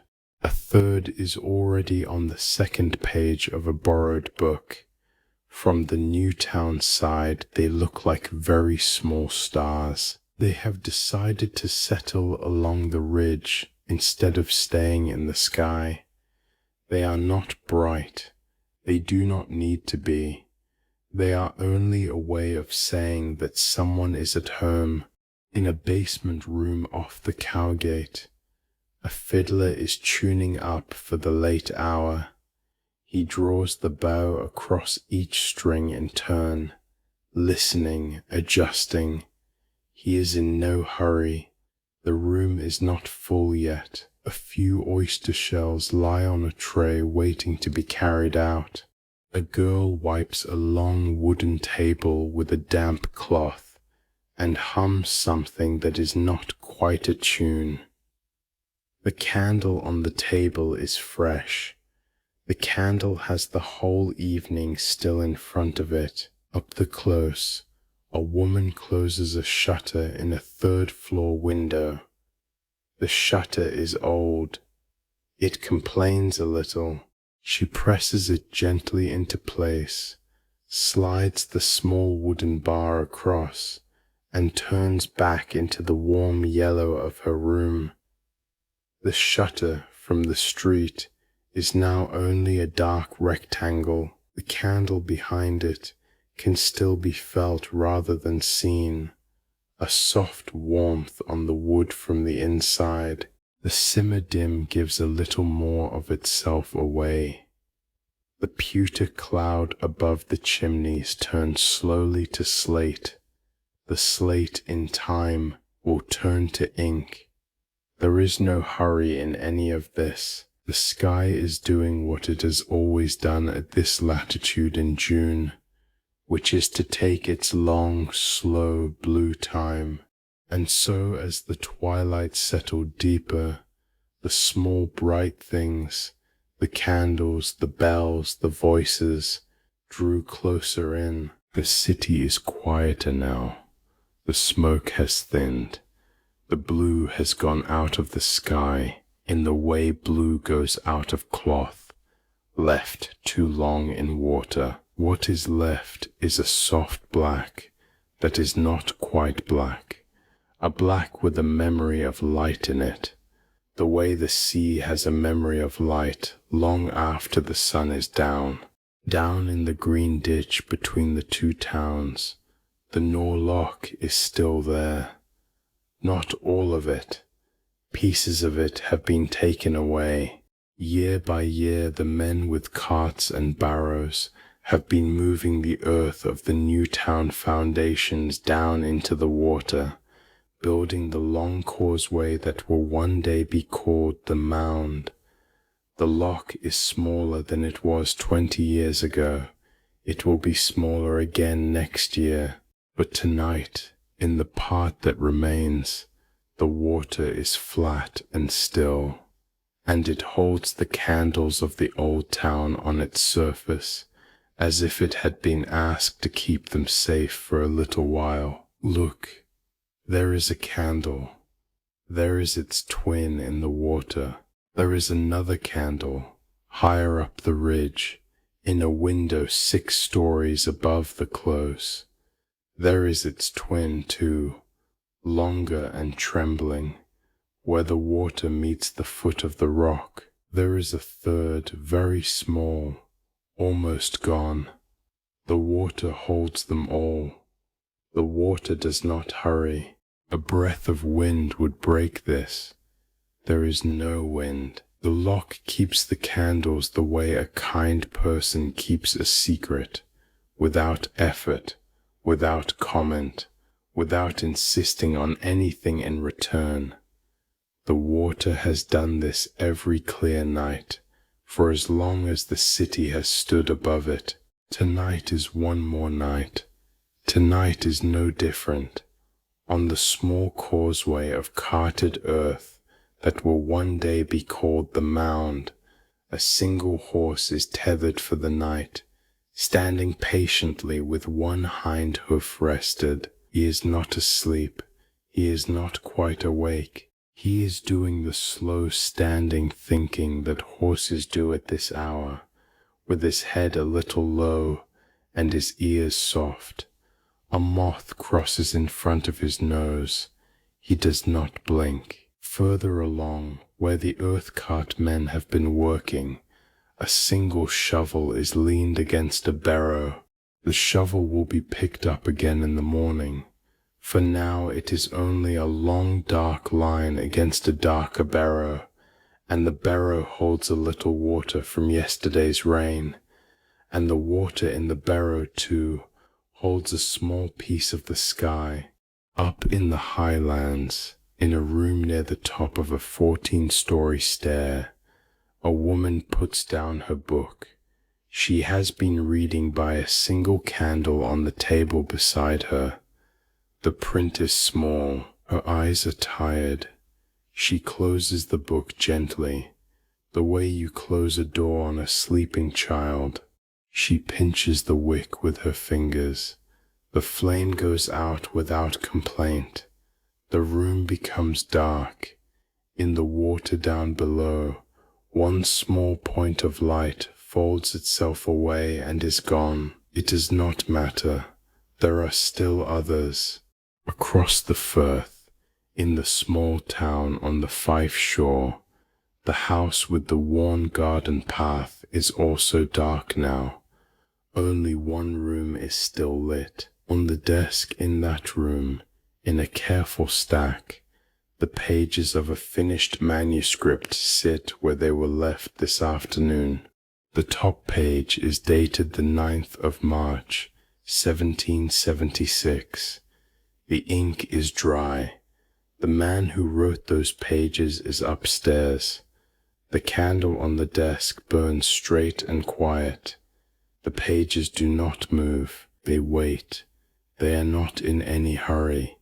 They have already done their work. In the garden outside, the gravel path is silver in the thin moonlight. The gooseberry bushes are still. The firth beyond the wall has gone the color of slate. A small boat far out shows a single lantern, low to the water, and the lantern is moving very slowly toward the south. The boatman is going home. He will be home before the small hour. The lantern fades along the dark water and is gone. The candle on the desk in the small stone house burns a little lower. It does not flicker. The pages do not move. The room is patient. In the grass market, on a long wooden bench beside the well at the west bow, 4 or 5 men are asleep. They are the caddies, the carriers, the runners of small errands. They have walked many miles today between the well and the upper floors of the tall houses, with the wooden barrels of water strapped to their backs. Now the barrels are empty and stacked against the wall, and the men sit propped against each other with their caps low over their eyes, and they sleep the deep, calm sleep of bodies that have done enough. One of them snores, a single soft sound. The man next to him does not stir. The water in the well is still. The handle of the bucket is still. The wall behind them is warm from the day. A cat walks slowly along the top of the wall, picks its way around the bucket, jumps down, and is gone. These men have walked the same closes 100 times today. They know which stair has the loose step on the 4th landing. They know which doorway smells, on a warm afternoon of frying onions. They know which housekeeper will leave a slice of cold pie on the window-sill for the carrier who has done a particular favor. All of that knowing is folded up now inside their sleep, and they do not need any of it until the morning. A mile to the east, in a kirkyard whose stones lean a little toward each other in the dark, the names that the Enlightenment will one day be carved beside are mostly still alive in their houses tonight. The kirkyard does not mind. The moss is soft. The grass between the stones is damp with the first dew. Somewhere among the older stones a bird is asleep with its head under its wing.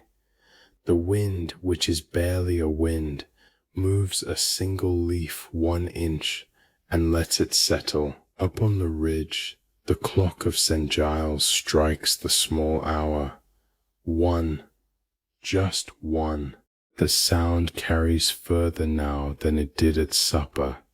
It crosses the closes, drops down the steep stairs, slips along the green ditch, touches the water, and returns. In the houses where people are still awake, a hand is held still over a page for the length of that one note. In the houses where people are asleep, no one wakes. The single note settles into the air. The air keeps it for a long moment, the way still water keeps the print of a hand long after the hand is gone. Then even the memory of the note is gone, and the air is only air again, soft and faintly cool, and faintly smelling of peat smoke that is almost done. In the high room above the close, the woman who pinched the wick is in bed now.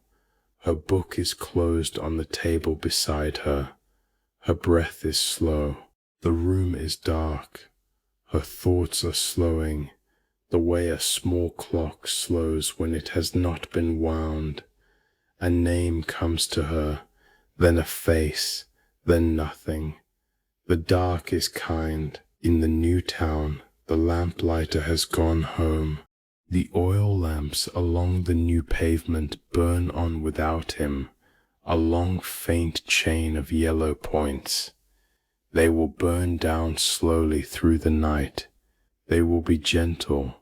They have no urgency. The candles in the old town windows go out one by one, in no order. Here, then there, then a long pause, then another 3 windows along. The pattern, if there is a pattern, is the pattern of households finishing their day. A mother has waited up for a son.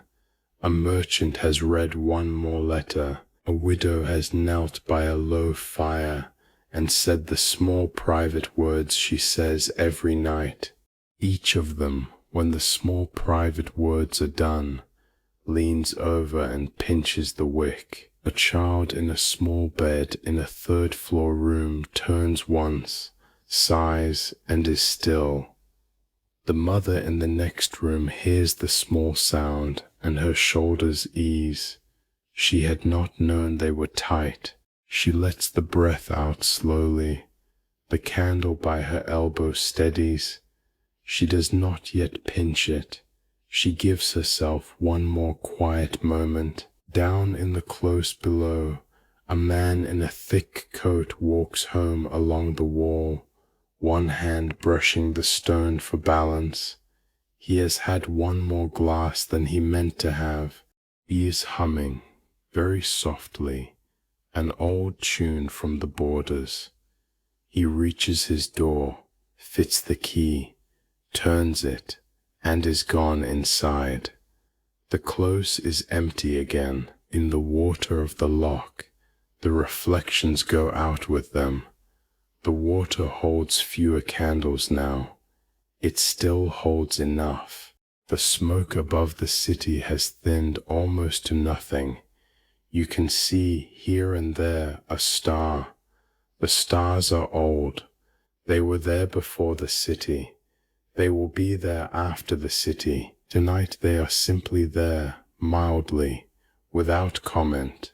A dog crosses a close, low and quick, and disappears down a stair. A stair. A shutter somewhere taps once against its frame, and is still. Down in Kirkcaldy, the last candle in the small stone house goes out. The pages on the desk stay where they were. They will be there in the morning. They are very patient. Back on the ridge, the bell of St. Giles is silent. The next striking is some way off. Between strikings, the city has only its own small sounds, and those sounds are becoming fewer. A footstep, a door, a breath. The door lock is almost without reflections now. 2 candles only, one near the foot of the rock, one higher up. They burn quietly. The water holds them. The water does not hurry. The houses lean a little toward each other across the closes, the way old people lean toward each other on a bench. They have known each other a long time. They do not need to say anything. A cart, far off, rolls one slow length of cobbles and stops, and now the small motifs come round again, the way they do in a city already half asleep. The door lock still flat, the single candle in the high room, the neat stack of manuscript pages on the desk across the firth, the caddies on the bench at the West Bow Well, the crown of St. Giles, silent. The lock is the same lock. It is smaller than it was, and it will be smaller again, but tonight it is the same lock. It still holds what light is given to it. It still gives nothing back that is not given. The candle in the high room is the same candle. It is shorter now. It still burns straight. The print on the closed book beside it is still small, and the book is still closed, and the wick is still trimmed.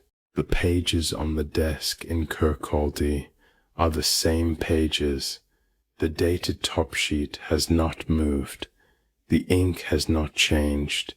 The careful order of the stack is the order in which the man left it. It will be the order in which he finds it. The men on the bench at the West Bow Well are the same men. Their caps are still low. Their barrels are still stacked. Their breath is still even. The wall behind them is still warm. The clock of St. Giles is the same clock. It is silent now. It will not be silent for long. It is only resting between strikings, the way a singer rests between verses. The last candle near the foot of the rock goes out. The water holds only one, a breath, a pause. The wick of the last candle, high in the ridge, burns down to the cup. The flame settles, lifts once, settles again, and is gone. The water holds nothing now, only the soft black sky and the few quiet stars. And tomorrow, the same Edinburgh, but a little more itself. And so as the last candle steadied, there was very little left to say. And so the half-mile is empty now. The High Street has its own quiet. The Lawn Market has its own. The new pavement of the new town holds the soft chain of its oil lamps, and asks nothing else of the evening. The names that filled these closes and these drawing rooms have settled, the way dust settles on a polished table when no one has been in the room for a while. Not gone, only at rest. Let us walk it once more, very gently, and then let it go. On the corner in the new town, where a young woman once chalked a small joke on a wall. The stone is cool. The joke has long ago become only the name of a street. The philosopher who lived there is at rest in his round tomb on the Calton Hill, above the city he loved. The street keeps him without fuss. A lamp burns above the corner. The corner does not need anything else. Across the water, in the small stone house in Kirkcaldy, the manuscript on the desk has already been carried away to a printer in London. The desk is empty now. The garden path between the wall and the gooseberries is faint in the moonlight. The man who wore it down is asleep upstairs. The firth beyond the wall is flat and dark and patient. On the dark wall of Salisbury Crags, the rock is quiet. The hammer is in a drawer. The old man who used to climb here in all weathers is at home tonight, with his window open a little to the soft air. The crags do not need to be looked at. They will be there in the morning. They were there before any of us. They will be there after. Down in the grass market, the caddies on the bench beside the well have not stirred. The water in the well is still. The cat is asleep somewhere on a warm slate above a kitchen. The clock of St. Giles is silent for now. The Nor Loch holds the last few reflections of the city. It does this without effort. It will go on doing it until, one quiet year not many years from now, the last of its water is carted away, and a long garden grows where the loch used to be. None of that matters tonight. Tonight it is still water, and the water is still holding a candle. The smoke above the ridge has thinned to almost nothing. The bells are silent. The voices that filled the upper rooms have settled into sleep.